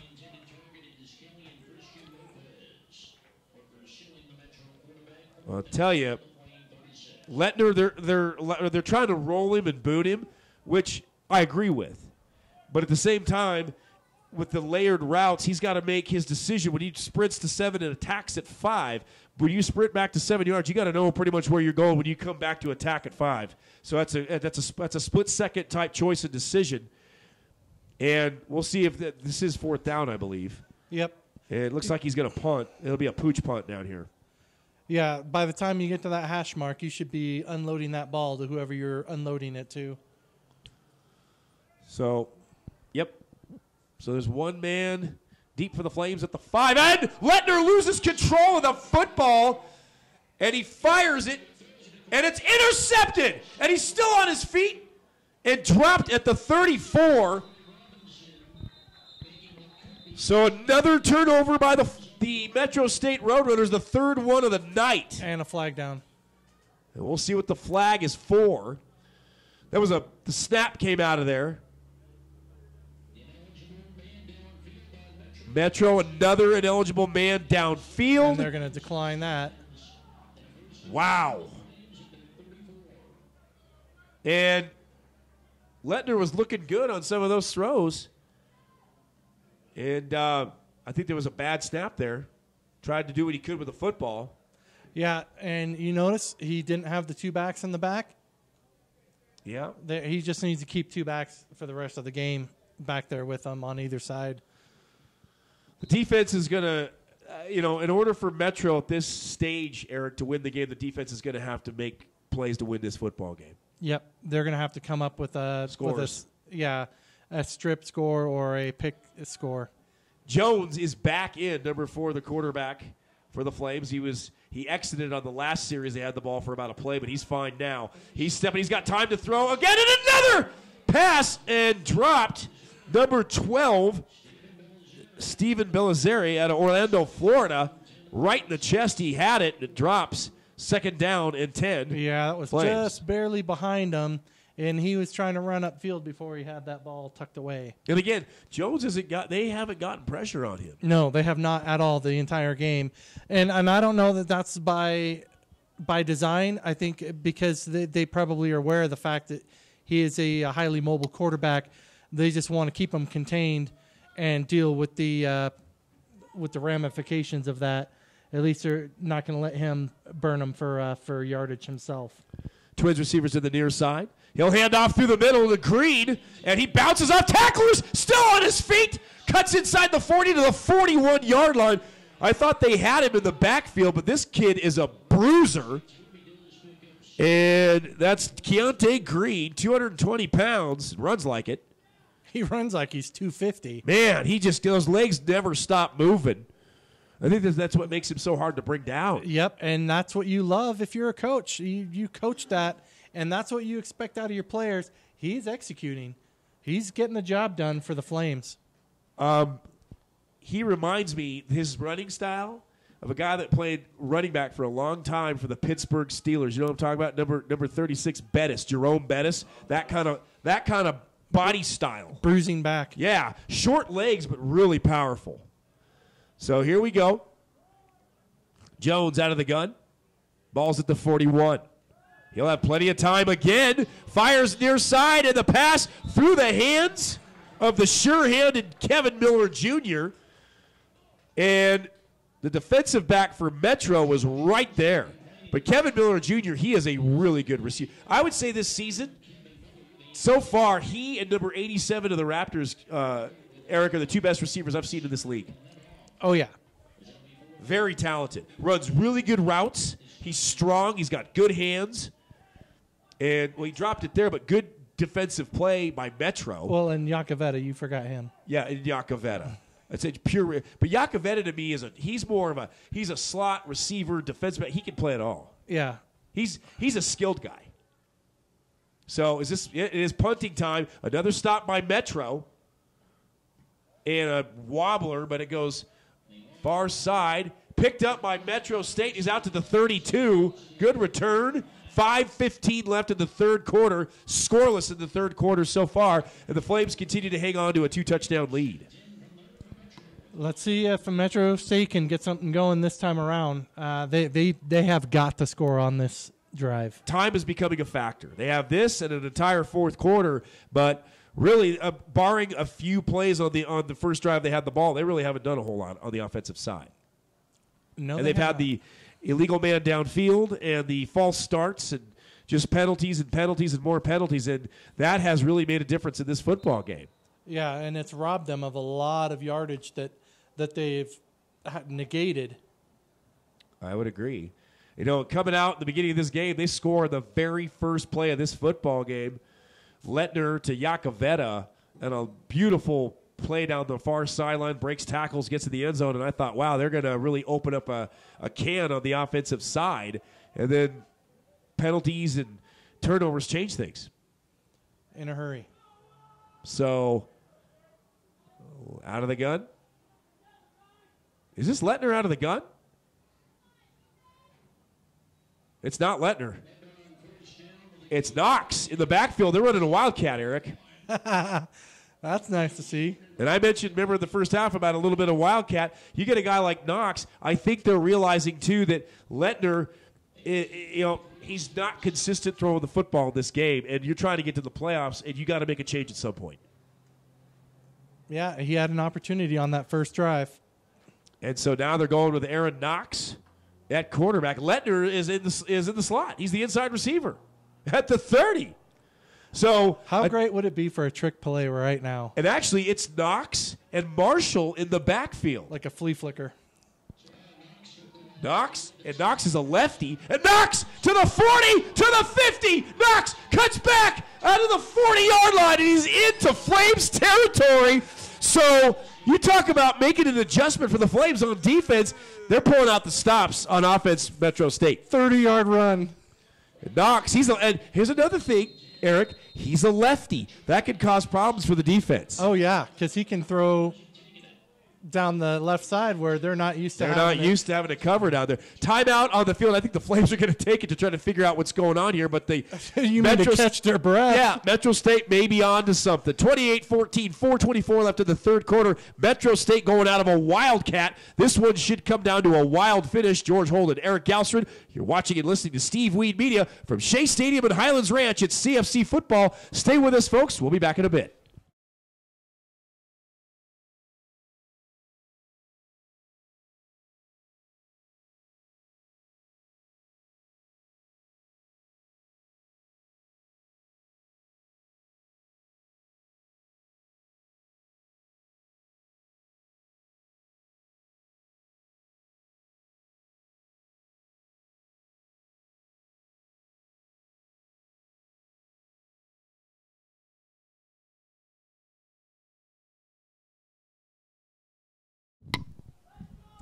Here we go, back to action. Things heating up here at Shea Stadium. Metro State down by 2 touchdowns decides to change the dynamics of their offense and go with a little bit of wildcat action. Aaron Knox rips off a 30-yard run, and to his left is Erik Marshall. So we'll see where they go from here. Marshall through the middle, and Marshall picks up a chunk of yardage. He's inside the 40, kissing the 35-yard line. I think they might be onto something, Eric. Yeah, they're picking up good chunk yards on the run. Yeah, they're burning clock, but if it works, but they're moving the chain. So and they're not throwing it, risking turnovers. They're not risking turnovers. They're not turning the ball over. They're moving the chains. Yeah, the clock is moving, but as long as the opponent doesn't have the ball, you keep rolling. Knox again with his shoulder. He's over the 35, inside to the 33-yard line, close to another first down. And you and I talked about first half and at halftime. Would Metro State commit to running the football in the second half? I guess they heard what we said because that's what they're doing. About time. And it's a wildcat look with Marshall and Knox. Knox is pulling the trigger right now. And they need a flea flicker right now. If this is a third short. This is like half a yard right here. They get a touchdown before the end of the third quarter here, and they are right back in the front seat. They come from the back seat to the front seat. Not the driver's seat yet, but they're back in the front seat. Here we go. Knox out of the gun. He's going to look to throw. And he overshoots. He was looking for the quarterback, Lettner. You talk about a change. Knox and Lettner are flipping the script. And Lettner's running routes. And Lettner is watching Knox make the call in the huddle. Yeah, now it's fourth down and 3. You got to go for it. You have to. And Iacovetta checks back in. Lettner, Iacovetta. I'll tell you. Put Iacovetta in motion. Have him come across the left from the right to the left. Hand the ball off. Let him burn it. Well, this is a big play right here. This is 4th and short. They need a first down big time. This is the biggest down of their season so far. They're down by a couple touchdowns. They need another one here. Knox out of the gun. Gets the snap. Fires over the middle and right off the hands of his receiver. Chapman had the ball in his hands. It was right there. He took a shot underneath his pads. And that was a very catchable ball. Oh, man. What a great throw by Knox. Oh, he's feeling it.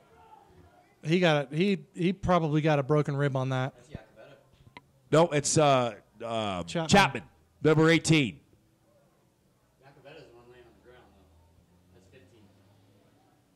Iacovetta was somehow in the play too, apparently. He was in the play too, yeah, both of them, because you watched 18 Chapman grabbing his shoulder on the sideline, and so they both got dinged pretty good. But what a golden opportunity that was missed right there on that drive. I would have run it. And now Metro State's defense has to dig in their heels again. How many times this season have they been asked to do that? And they've stepped up. And they need to get a sack. They have yet to get a sack on Jones in this football game.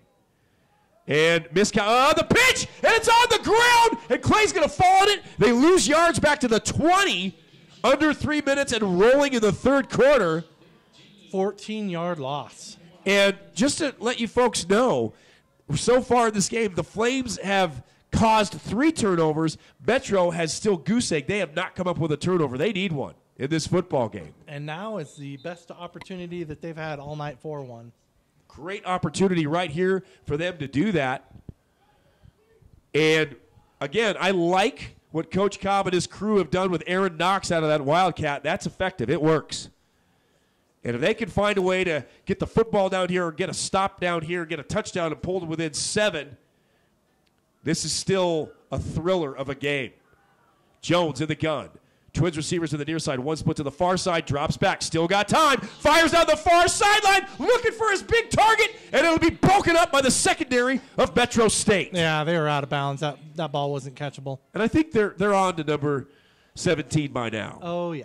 If you score 3 touchdowns and a half, you're a pretty good receiver. Kevin Miller Jr. I guess Miller time was only reserved for the first half. Sometimes I crack myself up. Here we go. You almost crack us up sometimes, right? I'm working on that. That's my goal this whole season. 2:04, the clock is stopped.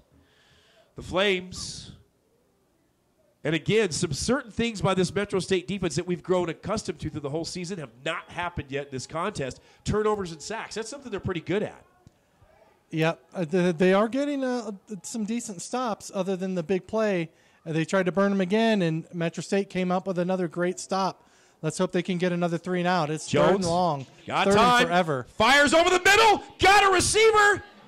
Are you kidding me? He made the catch. He's wide open. At the 49-yard line into Metro territory. How did he do that? Number 12, Steven Belzari, with a big catch. And again, Jones with plenty of time to throw the football. Yep, and it looks like there's a flag in the back. Holding on the Colorado Springs Flames. That play will be negated, and they'll back it up. And a sigh of relief for Metro State. And he was wide open for that pass. Yep. Jones has stood tall in the pocket and delivered. Fired rifle shots tonight. His receivers are athletic. And one thing I'm impressed by these Flames wideouts, Eric, they make big grabs in traffic. Oh, yeah. 3rd and 33. They should call that 3rd and forever. That's what they usually call that.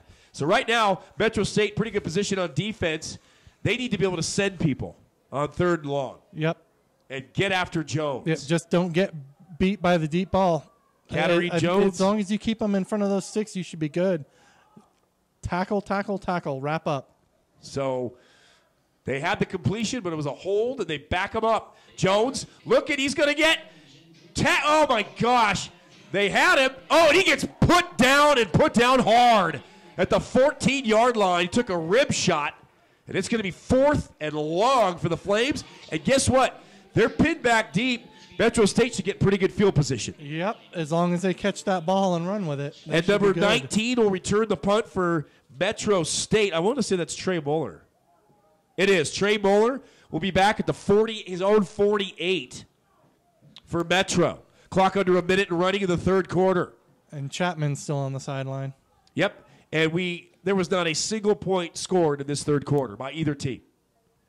It's pretty much a defensive struggle. Not over yet. We still have 45 seconds for something to happen. And a short punt.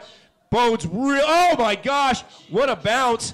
It was like the 35-yard line of the Flames where the Metro State Roadrunners will get the football. Probably their best field position in this game. Definitely. You talk about sometimes the gods smile on you, shine on you. Right here, Metro State's being allowed to stay in this football game. Yeah. 34.1 seconds left in the third quarter, down by a couple touchdowns. They've got but the they're opportunity. backing it. Yep. And 34 seconds, and the officials will spot the football. Actually, it's not going to be as close as we thought. Or are they going to mark this off? They're standing at about the 41 of Colorado Springs as Metro State breaks the offensive huddle. Yeah, I mean, it was a dead ball where the Flames touched the ball at the 35. So the fact that they pushed the ball forward and he ran, that doesn't mean anything. It should be on the 35-yard line. They touched it. It's a dead ball right there. Correct. And Lettner is back in at quarterback. So they run a series with Knox out of the Wildcat. I kind of like seeing that set, that offensive set. It worked. Until they started trying to throw the ball again. Well, but Knox, that was a great throw. He made a great pass. It just wasn't hauled in. So officials are still trying to sort this out at the 40-yard line. But Metro State, they're running out of opportunities. It's like going to a Old West gunfight, not having enough ammo, and you keep getting to aim and draw down on the guy, but you don't have ammo. Yeah, you got to load the gun. You got to load it. Yeah, So, or if you don't pull it out of its holster, what good is it? Yeah, it's really not. Yeah. So Lettner out of the gun, twins to both sides, and Erik Marshall stands behind him. Ball spotted, like Erik said, at the 35 of the Flames. Lettner and company can get right back in this game with a quick score. Screen, and it's incomplete. And that's number 18, James Chapman. Chapman's been targeted twice now with catchable balls and hasn't come up with them. Trey Moeller really hasn't been that involved in the passing game, and he's got sure hands. So 2nd and 10 for Metro State. Clock stops at 32 seconds. So we'll see. How great would it be for them to come up with 6 before the end of the third? I'll tell you. They can do it. It's just a matter of executing. Erik Marshall's got 1 touchdown in this game. But again, he's probably, 75%, if that? Mm-hmm. So he is not able to do the things he normally does. And Yakovetta's still on the sideline, too. Lettner fires, overshoots, and another interception by the Flames at the 30, 40. He's got a convoy of blockers. Cuts back to the 50, inside to the 40, cuts back again, and he is going to be tackled at the 20. At the 20 of Metro State. Another interception by Metro State. 34, Tyrell Petaway with the interception. Jeff Lettner, that's his third interception of the night. Yep, he let that one sail. And Lettner. Is that him down on the field? That's number 17. I want to say it's Vasquez. Nope, it's Caleb Thornton. Caleb Thornton, number 17. But I'll tell you, with Jeff Lettner, I want to go back to this, Erik. You start thinking, does Coach Cobb and his staff start thinking maybe we should have stuck with Knox and that Wildcat because it was working? It's just if they go down by another score down here, I just don't. I think it's just too much to overcome at this point. But we still have another quarter and 15 seconds. But those kind of turnovers are killers for your football team. Yeah, I mean, they're darn near in field goal range. Yep, and they can tack on another 3 down here at least. And we have got a Flames player. Oh, that's the star receiver, Kevin Miller Jr. He gets up. So, yep, Thornton's going to walk off, number 17 for Metro State, slowly with help of his coaches, but he will walk off the field. Or not. Flames, after the interception, that ball was overshot big time. Oh, yeah, that one sailed. And that's a heartbreaker if you're Metro State. You had great field position at the 35 of your opponent and come away empty. So Jones out of the shotgun. Green to his right. Yeah, I mean, that's really been the story of this season. Hand to Green, and he'll get knocked down to the backfield. Nothing there. Yeah, loss of 1. Yep. So it should be 2nd and 11. And that is going to do it for the third quarter. We are 3 down and 1 to go at Shea Stadium in Highlands Ranch, Colorado. 28-14, the Colorado Springs Flames lead the Metro State Roadrunners. Playoff implications this last quarter. Somebody will be going home, and somebody will be moving on to the postseason. I'm George Holden. He's Erik Marshall.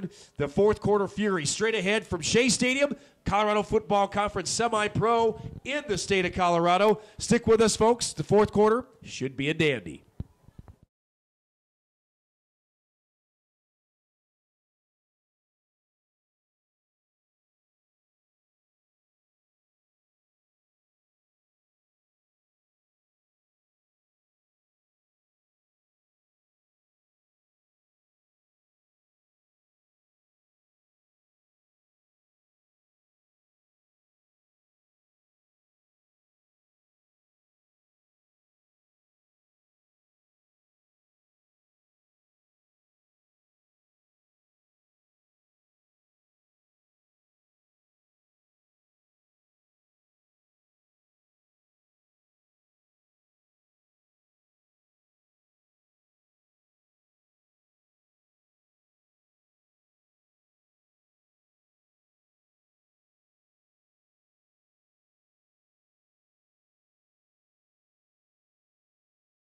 Go getting set for fourth quarter action at Shea Stadium in Highlands Ranch, Colorado. George Holden, Erik Marshall. You're watching and listening to Steve Weed Media, semi-pro football in the CFC. Playoff aspirations for both these teams. They are fighting for their lives, and right now the Flames are winning that battle, but we have 15 minutes left of the regular season. And they're threatening again after an interception. Jones hands off to Green. Green cuts back, slashes. He's at the 10, 5, touchdown, Colorado Springs Flames. Green hits pay dirt. And I'll tell you, first play of the fourth quarter, Erik, I don't know if this is going to be too much to overcome for Metro State.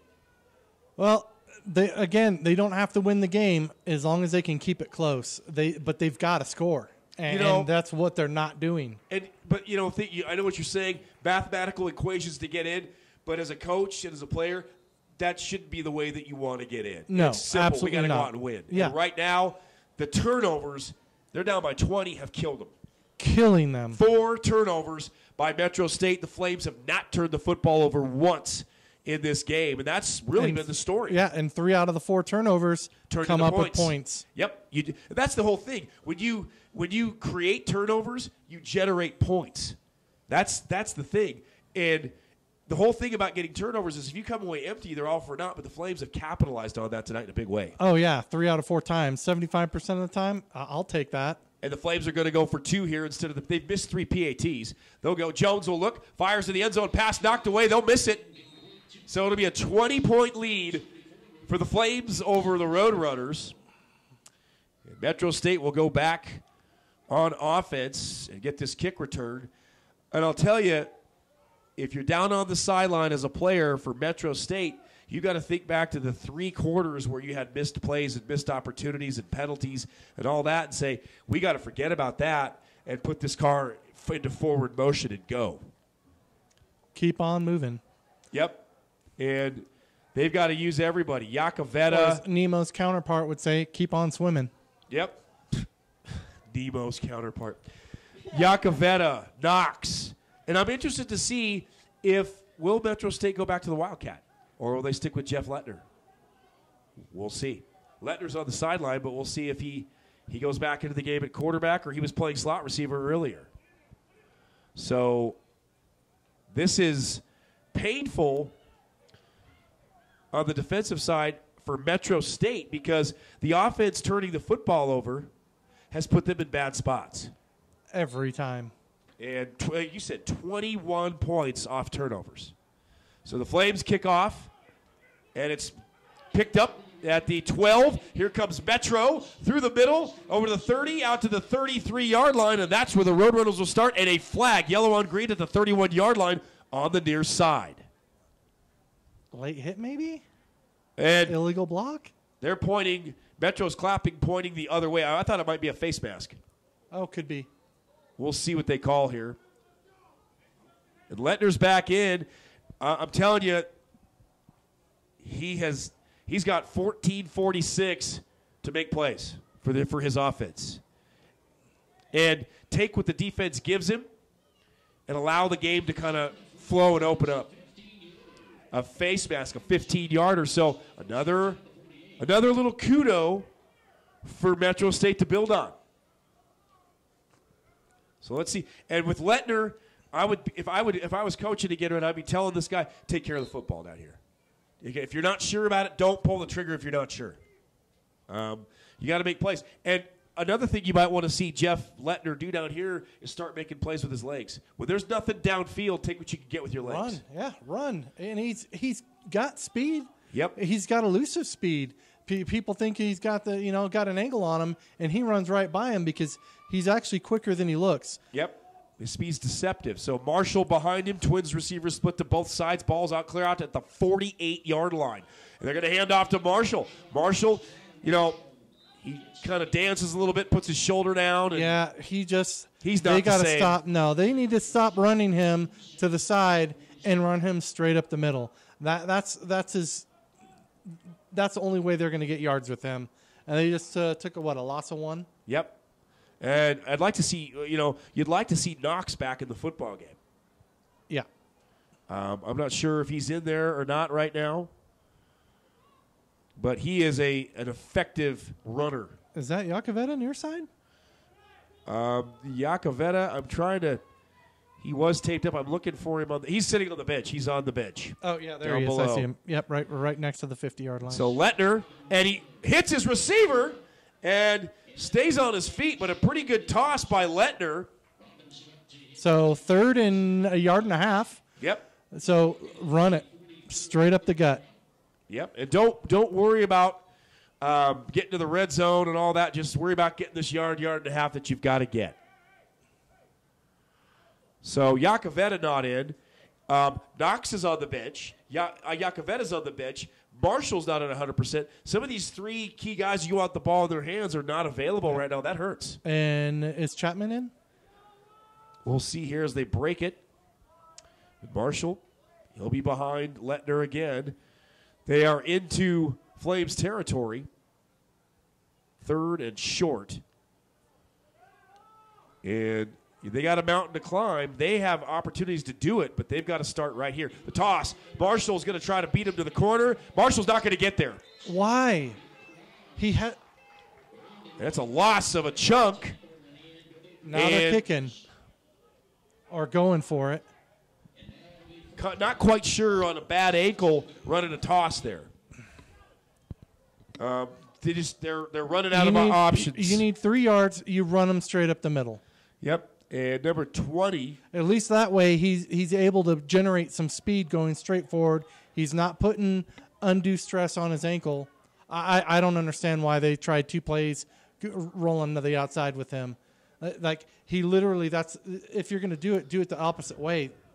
Yep. Josh Wilson checks in number 20, but kind of hurting for bodies right now on this offense. Lettner out of the gun. And this is 4th and 5? 6. And he's got. Hey, he's lined up offsides, 35 or 05 or 55. There's a whistle. Timeout on the field. We'll take a quick one as well. 12:05 left to play in this football game. Flames in command 34-14, and a huge 4th and 6 for Metro State. They're trying to stay alive for a playoff berth. George Holden, Eric Galsred, Steve Weed Media, CFC Football in Highlands Ranch. We'll be right back. How's it going? Yeah, you guys doing? Good.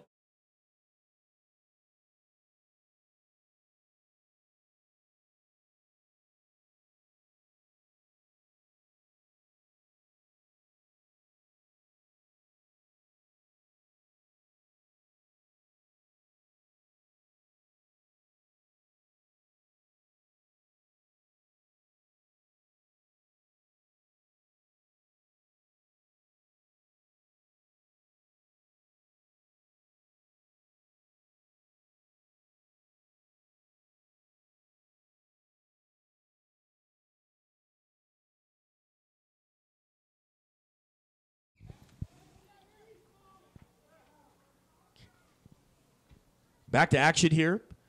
Big 4th and 6. Lettner rolls to the far side. He needs to go for the throw down the far side, and he undershoots it at the 30.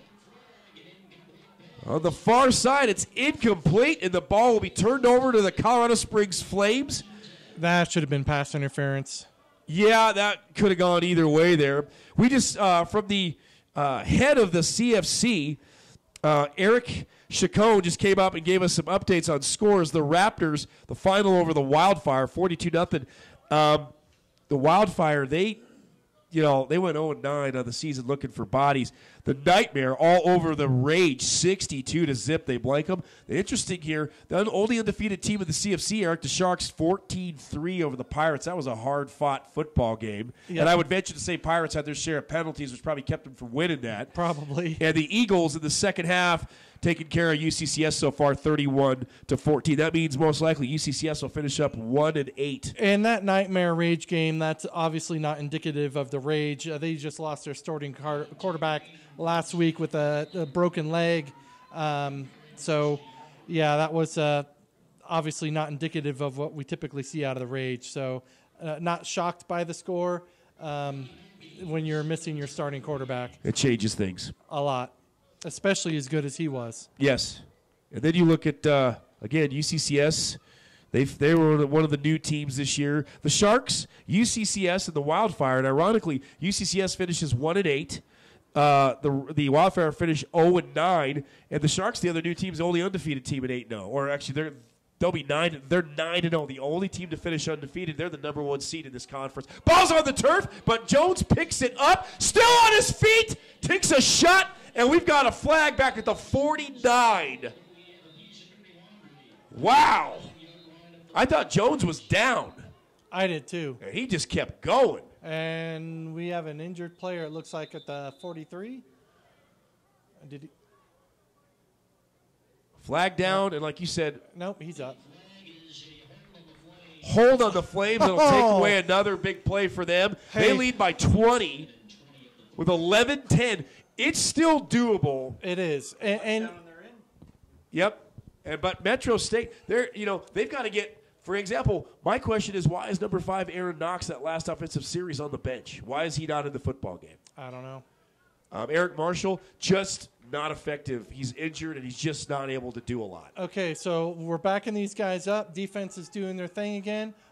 Let's hope that they get a stop and not another deep ball that beats the secondary for another score, because you're not coming back with less than 11 minutes left in the game if they score again. It's just not doable.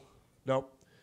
4 turnovers by Metro State. Flames haven't turned it over once. That's been, to me, probably the biggest factor in this football game. So the Flames have gotten... Jones hands off to Green. Green still on his feet. Green with a stiff arm and barrels to the 48 and comes crashing out of bounds at the near side. He's a load. Keontae Green. Yeah, he picked up almost 10 yards on that play. Boys, he's a good runner. And he runs. His thighs are huge. And he's just, he reminds me of Jerome Bettis. That's the style of running he has. Low center of gravity, big, thick thighs, and he just punishes you. So. Is it 4th down? I want to say 4th and short.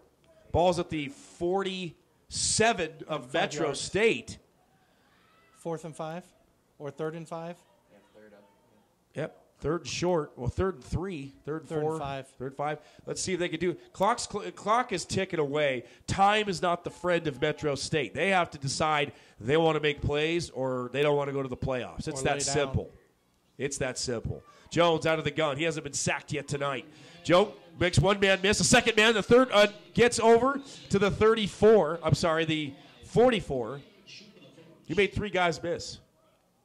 He's elusive. And like we were saying, it may be by design that they haven't gone for the sack. Maybe they're afraid of he'll burn them. Yep. So it looks like it'll be punt return time for Metro State. So let's see. This is where they need to watch for a fake. Yep. A trick play right here, that would seal it. Because it's your opponent's 45. Anything's possible here. The deep man for Metro back at his 5, awaiting this punt. Snap. Kick. Good kick. Good kick. High. And it's caught. And he's still on his feet. 2, trying to get 3. to the outside. Leans forward. Pretty good return for what he had to work with back to the 15-yard line. 9:06 left in this football game. Metro State trails by 20 points. Can they pull the miracle? Well, if they don't, the Flames are definitely in because they've already gotten the first half of their wish, which was a loss by the Rage. All they have to do is win tonight by 14 points. They're in. They're in. So they could make it. They could be 3-6 and make the playoffs. Yep. Tell you, the game of football is so could Metro State. Yep. If they lose by less than 14, they're going to the playoffs. So they're feasibly still alive as long as they don't let any more points go and they return 7. Get 7 points up and don't let them score again. They go to the playoffs. Send the Flames home packing. So here we go, 9:06. This has turned into a wild mathematical equation for making the playoffs for both of these teams. We'll see. It's like playing Clue. Here we go. Lettner fires, far side, got his receiver, but right back to the line of scrimmage. That was a long screen. But he'll lose a yard, actually. So, still looks like he's losing 2 yards. Still wondering, Marshall's on the bench and Knox sitting at the far left side of the bench, number 5. Is he injured or just not playing? Hard to understand that. Nixon, we haven't seen him. Nope. At all in this game. So, basically, if you look at Metro State offensively, Eric, they're running with a kind of a thin crew. Yeah. And you need playmakers. They're running on 85 octane. Yeah. Yeah. Instead of 93. Yep. Lean. I was looking for Jordan Iacovetta. He was on the bench earlier, but not seeing him down there either. Lettner rolls, fires, got a receiver, and he's out of bounds at about the 32 on the far side. That's enough to move the sticks and stop the clock. Crazy, the game of football, isn't it? How you start a season and how it ends up. That's why they play the game. And it has been so much fun to watch. It is. Even with their record being the way it is, their record is not indicative of how good this football team is. I don't think so either. Oh, Lettner fires, and he had an open target and just got hurried and overshoots him. Yep. Lettner is just, with Lettner, the tough thing is, from series to series, you don't know what you're getting. No, play to play, you don't know. I mean, the first play of the game, he throws a strike for a touchdown. A lot of that was Iacovetta. Well, yeah, that was 90% Iacovetta. But he put the ball on time with some zip on it. It was delivered. They score, and I thought that might be indicative of how this game goes, and boy, was I wrong. Well, they're driving the ball. They're just making mistakes. It's negating what they're doing offensively. They're undoing all their effort. Well, the offsides and the illegal man downfield and the turnovers and penalties have been the story. Yeah. That's what's killed them. And it has been all season, unfortunately. So Lettner fires, and whoa, that ball was just a little too high. And that was number 20, Wilson. Goes up with one hand, and that's not good over the middle. No. And you got third and almost 11. It's as if you got 7:46 left in the game, you're at home and down by 20, and the opportunity to move on next week. And even still, you could score a touchdown and not even have to win the game, cut the deficit, and you're in. How bad do they want it? That's what you got to wonder here. How bad do they want it? So Lettner, and you know what? Even when guys are injured and go down, you got to work with what you have. Yeah, and they got to find something near side, and everything is far side. Yep. So Lettner out of the gun. Empty backfield. Trips reception, quads to the far side. And they're going to go and it's incomplete. They loaded up with quads, 4 receivers on the far side. Lettner rolled, and they're hoping to get somebody open in that bunch look. And like you said, though, that's to the near side. That's not to the far side. That's not the wide side on this end. So what do you do here if you're and most Metro of their State? Success tonight has come on the left side,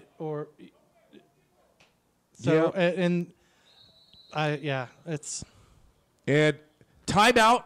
Metro State, 7:41 left in the football game. They got some things to talk about with Coach Cobb. I'm George Holden. He's Eric Galseren. Stick with us to the finish. We got 7:41 left, and ironically, Metro State could not win this game and still end up in the postseason. So stick with us, folks. This one's going to be fun.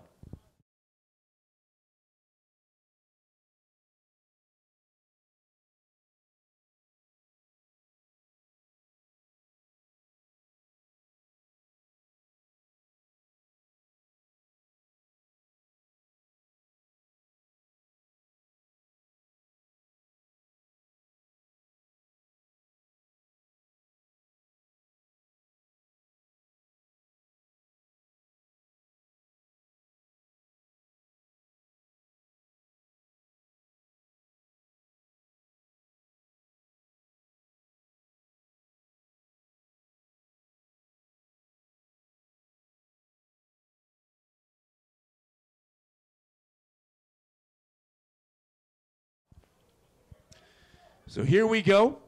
Metro State at Shea Stadium taking on the Flames. Metro State's got a punt, and they're punting to a very dangerous player, Kevin Miller Jr. Good. No, out of bounds. You know, Lettner made a smart play there, Eric. He didn't kick it anywhere near Miller Jr. No, but they've got half of a quarter left. They're at the 50-yard line. It's getting bleak. Yep, and we talked about it again, and we could say this till the cows come home, but it's so true in the game of football. Haven't they? Yes, we're hoping. Turnovers and penalties tell the story more often than not. And tonight, when you are playing at home and playing a game where, hey, if you win, you're going to move on to the postseason. When you're in. And you turn the ball over 4 times, don't get any turnovers on defense, and don't get any sacks, which is something they're accustomed to, that bodes bad news. Yeah. I mean, that's just not going to work for you. And like you said, there's like 3 players for the Flames that have caused the damage. Green, Jones, and Miller. The toss to Clay, end around, and nothing. Joby. Oh, he fell forward for 2. Yeah, one of his shoes came off. He was running so fast his shoes couldn't keep up. Maybe they just quit. Yeah, shoes ran out of gas. No, his shoes need an oil change. So here we go. Jones. You know, he's a pretty good quarterback. He really is. Very shifty, very athletic. I thought we were going to see more option. I did too, because earlier in that first half we saw a little bit of it. When he settles in the pocket and has time, he's a really good passer. Yep. Especially he's actually, it seems to be more accurate on the long ball than the short ball. I would agree. He reminds me of a guy for the Baltimore Ravens named Joe Flacco. Really good at the deep ball, not so good at the short ball. And through the middle, Green! And gets popped at the 41, but he is sniffing a first down for the Flames. So 3rd and 1. Now 3rd and 2. So will the Flames end up burning up the Roadrunners' hopes for the postseason, or will the Roadrunners storm back and put the fire out? We'll see. Me. Tell you. Right? Wile E. Coyote. Wile E. Coyote and the Roadrunner. And Eric Galsred with his past experiences with Saturday morning cartoons. Watching the Roadrunner and Wile E. Coyote. Hey, the Roadrunner always got the best of the Coyote. He did. He really did. I got tired of that, too. I felt so bad after a while for him. For the Coyote, yeah. Yeah, you started to feel like, come on, man. Snap Jones. He's going to run it. He's going to tuck it and go. Turns upfield, and he was one man away from going. Yep. What a good pickup by Jones out to the 32 of Metro State. And I think the Flames are smelling a postseason berth. Clock continues to run. 5:39 and counting. So yeah, I mean, they don't even have to score. They could just keep running the ball. They get another score, though. They've pretty much ensured where they need to be. Yep, absolutely. There's no way that they're coming back with only 5 minutes left. They can make sure that Metro State stays home. Hand off, and he bubbles it. Ball is loose. Metro says they got it. Their first one of the night. Metro State with the turnover. Woo! Metro State gets, we talked about it, they have not gotten a turnover. They get one. Green coughs it up. Oh, you couldn't ask for a better time. We need a touchdown right now. And this is getting too close for comfort for the Roadrunners. They need a touchdown and hold the Flames the rest of the game. They can move on next week. This is crazy. Like I said, this is crazier than Steve Weed's haircut. Like I said, the Roadrunner always wins. Yeah, you know, and maybe that was fortune smiling on the Roadrunners. I don't know, but you talk about needing a turnover at the right time, and they get it. Now, the question is, can Metro State's offense come through? Can Jeff Lettner and his company find a way to get in the end zone down here? This is like tense. Steve Weed is trying to pull what Harry has up top, and it's swallowed up in the backfield. Tackle for a loss of 4. Wow. Loss of 4 on that one. Come on. Metro State ball carrier number 11. That was Derrick Campbell. Not sure if he had his Campbell suit before the game, before he started running. Campbell's chunky. Oh, that play was chunky, all right. That was chunky. Boy, we are starting to get weak on material. 4:48 and counting. Metro State's got to score here. Now they're going to go trips look to the near side and split one receiver to the far side. And Lettner, he is going to have to make some plays. He's got no choice. Yep. Lettner fires. Got his receiver. Oh, my gosh. And he drops the football. Really? Too many drop passes by Metro State tonight. Is that number 20? I want to say 18? It's 18 Chapman. Yep. That's 3 drop balls that I know of that he's had tonight. 3. That have been in the hands. Oh, yeah. And, and down here, obviously, this is 2-down territory. You got to go for it. If you think about it, you really do. Yep. So, can they pull out a thriller, lose the football game, but still go to the playoffs? You know what I'm saying? I mean, yes, you'd be excited, but yeah, we lost, but we're still going. So, I mean, whatever it takes to get in. Consolation prize. Lettner fires near side, and he pulled away from that. He heard footsteps down there. Bowler heard footsteps because that ball should have been caught. Oh, yeah. That's 2 passes by Lettner in a row that were catchable balls. 4:24, 4th down. I mean, so now when the quarterback is doing his job, everyone else is failing to do theirs.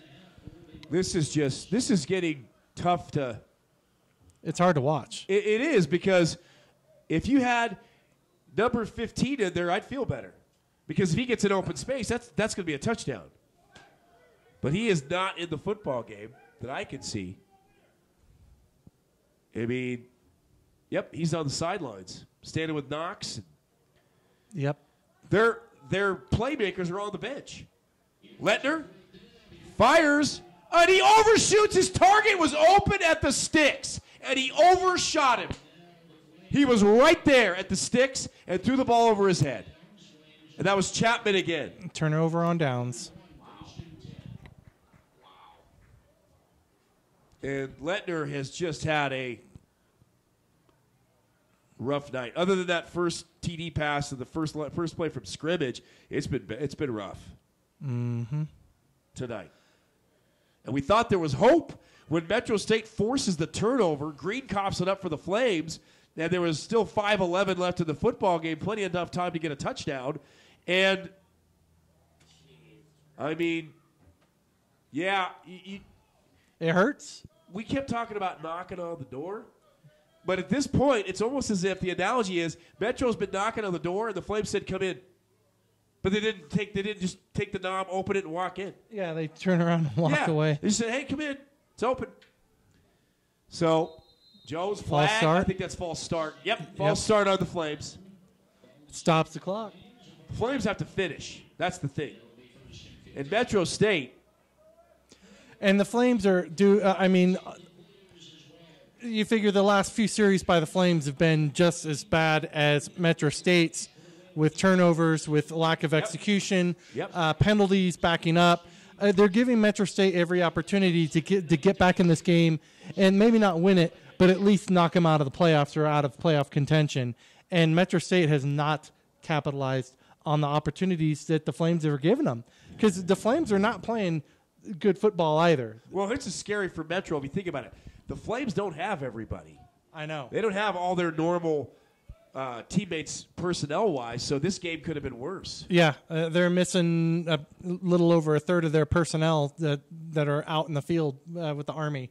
So, and thank you for your service. Yeah, very much. Thank you. And long down the sideline. Has he got a receiver? Does he make the catch? No. He's out of bounds. Out of bounds. 4:13.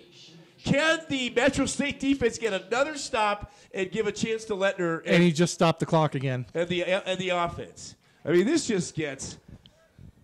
Oh my gosh. They're going for. Hey, you got to give them credit for trying to put the nail in the coffin. They're throwing the ball when they should be running it and burning clock. They're throwing the ball, trying to get that extra score to just put this game away. Out of reach. So credit to the Flames for trying to put the game out of reach. Yep. But at the same time, if they're not executing, they're leaving the door open for Metro State to crawl back in. Jones, hands off Green. Green tries to bounce, cuts back, wants to go the other way. Nope. Metro State swallows him up. For a loss. And he loses yardage on that.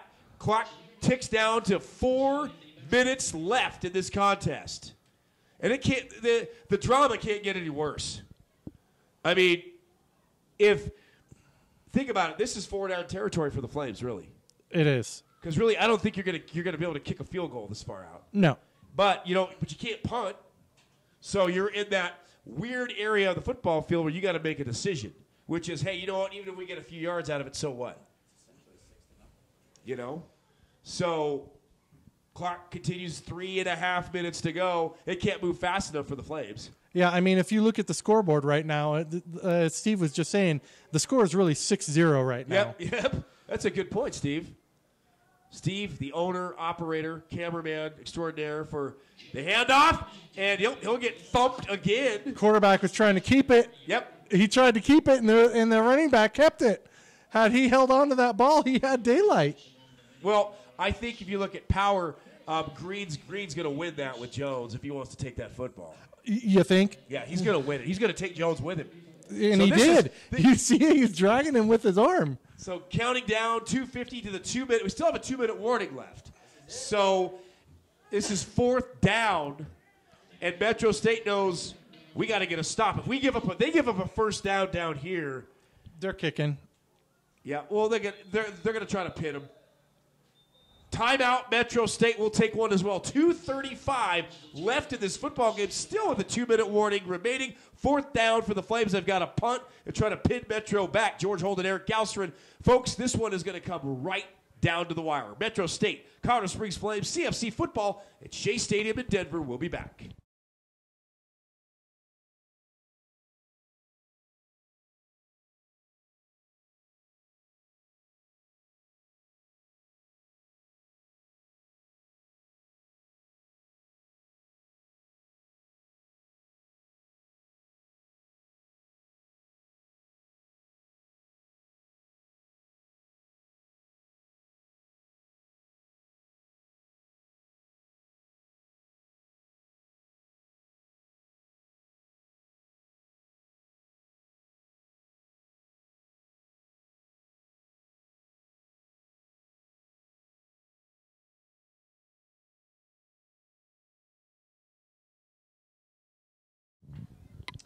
Here we go, folks. Fasten your seatbelts. 2:35 left in the football game.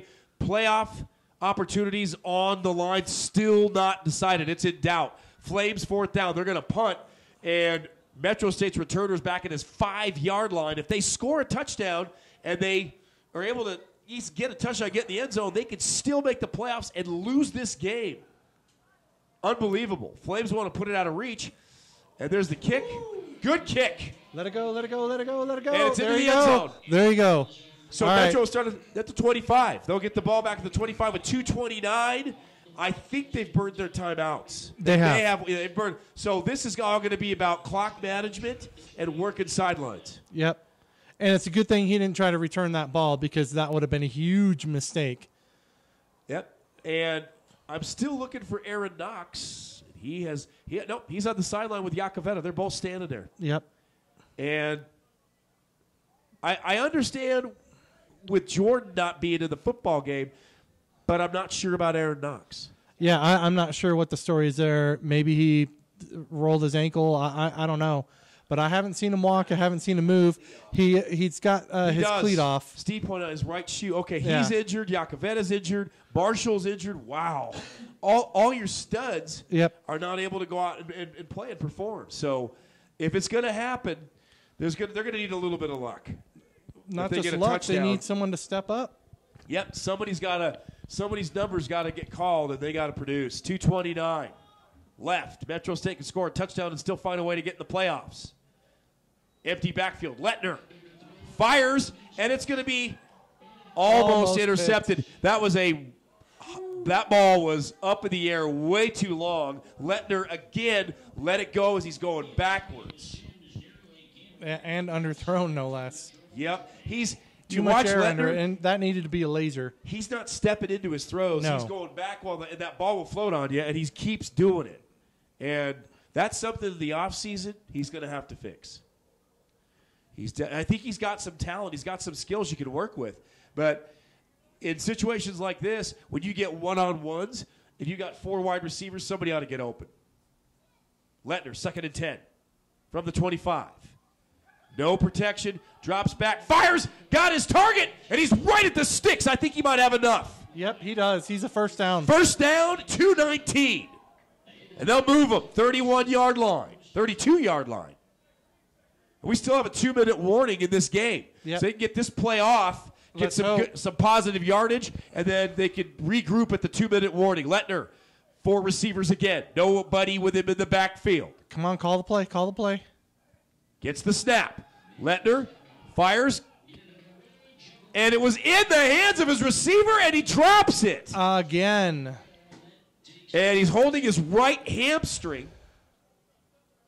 Clock at 1:59. That's the 2-minute warning. And a player down at the 32-yard line on the far side for Metro State. And he is rocking back and forth. That's a hammy. Yep, he's hurt. There's an injury on the field. We'll take an injury timeout. 2-minute warning, 1:59. Metro State, the Flames. This game still is not decided. Stick with us, folks. Having a lot of fun here at Shea Stadium, the Colorado Football Conference in Highlands Ranch, Colorado.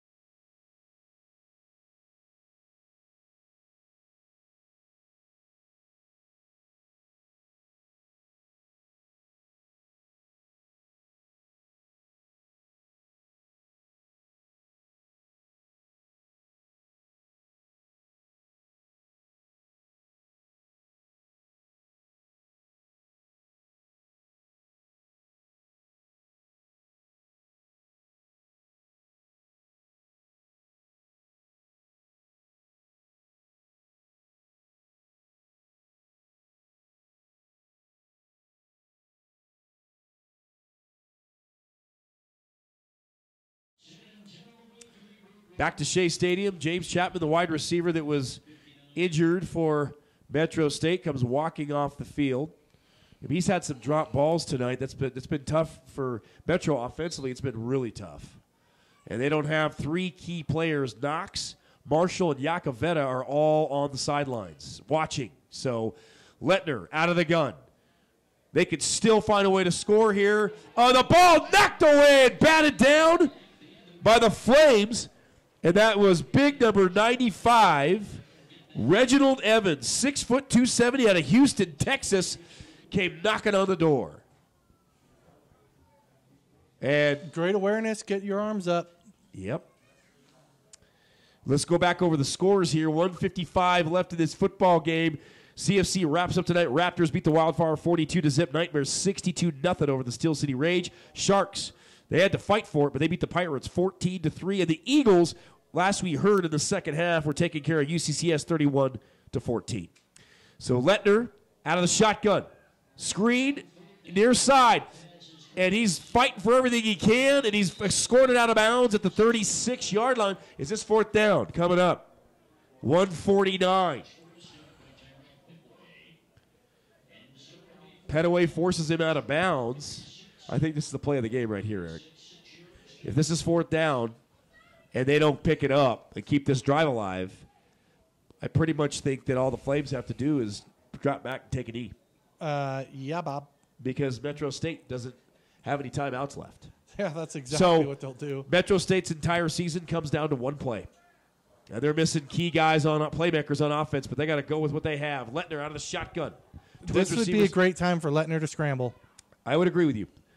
This is it. Lettner rolls far side, fires. Got his receiver! Kicked out of bounds at the far side. Stops the clock. You talk about a money shot with the game on the line. Lettner delivers to his receiver and the far side, and they move the sticks. Wow. They are still alive for a play. The heartbeat continues. They got the AED out there. They have no timeouts, 142, and all they need is a touchdown and an extra point. They're on life support, but they're still alive. Yep, they're breathing. Lettner. No, they're not, but they're on life support. And he's got a free, and he overshoots, but he had a linebacker coming behind him hardcore. Number 50, Christian Lopez, out of Chapel Hill, North Carolina. So it'll be 2nd and 10 for Metro State. And pretty much what's tough for Metro State is right now, with no timeouts and 139, they can't run the football. No. They have to throw the football. They have to. They're forced to right now. So this is going to be a matter of working the sidelines, or if you get a one-on-one matchup, if you're a Metro State receiver, break a tackle and go take it to the house. They have to.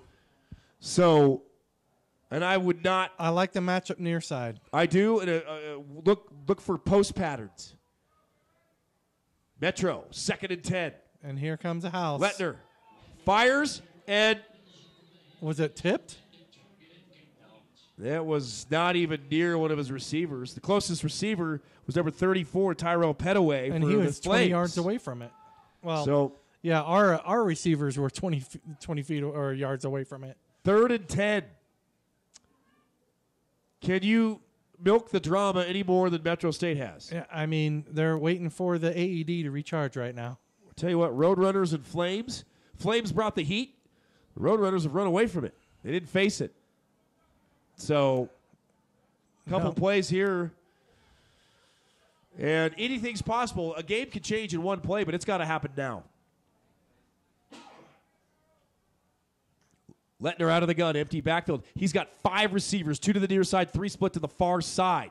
He's going to have to make his read and get rid of the ball. Got it through the hands of his receiver. It was right in his hands. And that would have been 4th and 10. Oh, that could have been 4th and 1. Wow.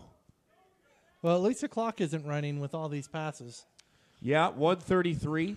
And I think this is getting close to all she wrote, Eric. Yep. Like I said, they're recharging the AED. 4th and 10. They need a touchdown or a first down. And if they get the first down, they need to get into hurry-up mode. They need to be in hurry-up mode. And sometimes you got to play sandlot football at the end. You know, somebody run their route and get open. Find a way to win. Here we go. Maybe the last play of the season for the offense for the Roadrunners. Yep. 3 wide receivers to the right, 2 to the left. 5 wideouts. Lettner loses the snap. It's a low snap, and then he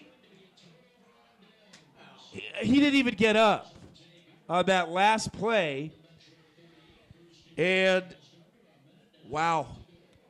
All I can say is wow, Eric. That's the game. They're out. They're going to take a knee, and that's all she wrote, sir. That's a wrap on the season for Metro State. Barring a miracle, yeah. The Flames. Well, it's they're going to move on. It's victory formation. Yeah, they're moving on. It's victory formation at this point. And let me just say something. If the Flames get their entire squad back, who knows? Who knows what they're able to do in the playoffs? I don't see them going far. Their offense was playing just as poorly as ours. They lost week 1 to the Nightmare 44-18. So they'd be going to Greeley for a rematch. Yeah. So, but a lot of times, really in the postseason, when week 1 of the regular season you play a team, then you play them first round of the postseason, you're not the same teams you were. No, but the Nightmare is still a nightmare. Yep. And this is just... And we played the Nightmare a lot better than they did. We should have won. Well, yeah. Metro State should have won that football game. Yes. So we snatched defeat from the jaws of victory. There it is, the first knee. Maybe one more, and this thing should be wrapped up. Yep. God, that's a heartbreaker. Well, it is. There was, you turn the ball over 4 times, only get 1 turnover at the very end.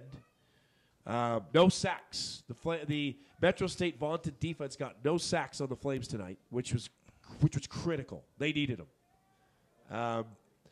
And offensively, Jeff Lettner, and you don't ever want to put on one guy, but he had a very rough night.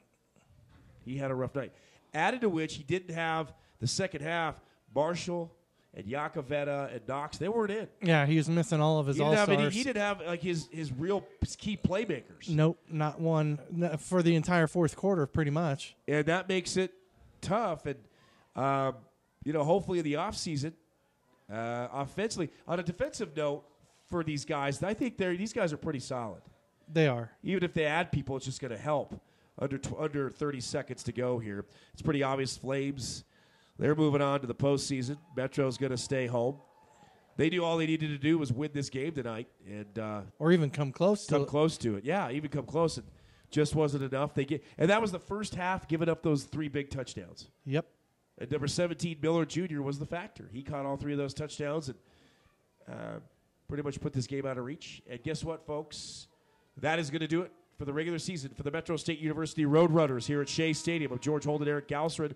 It's final.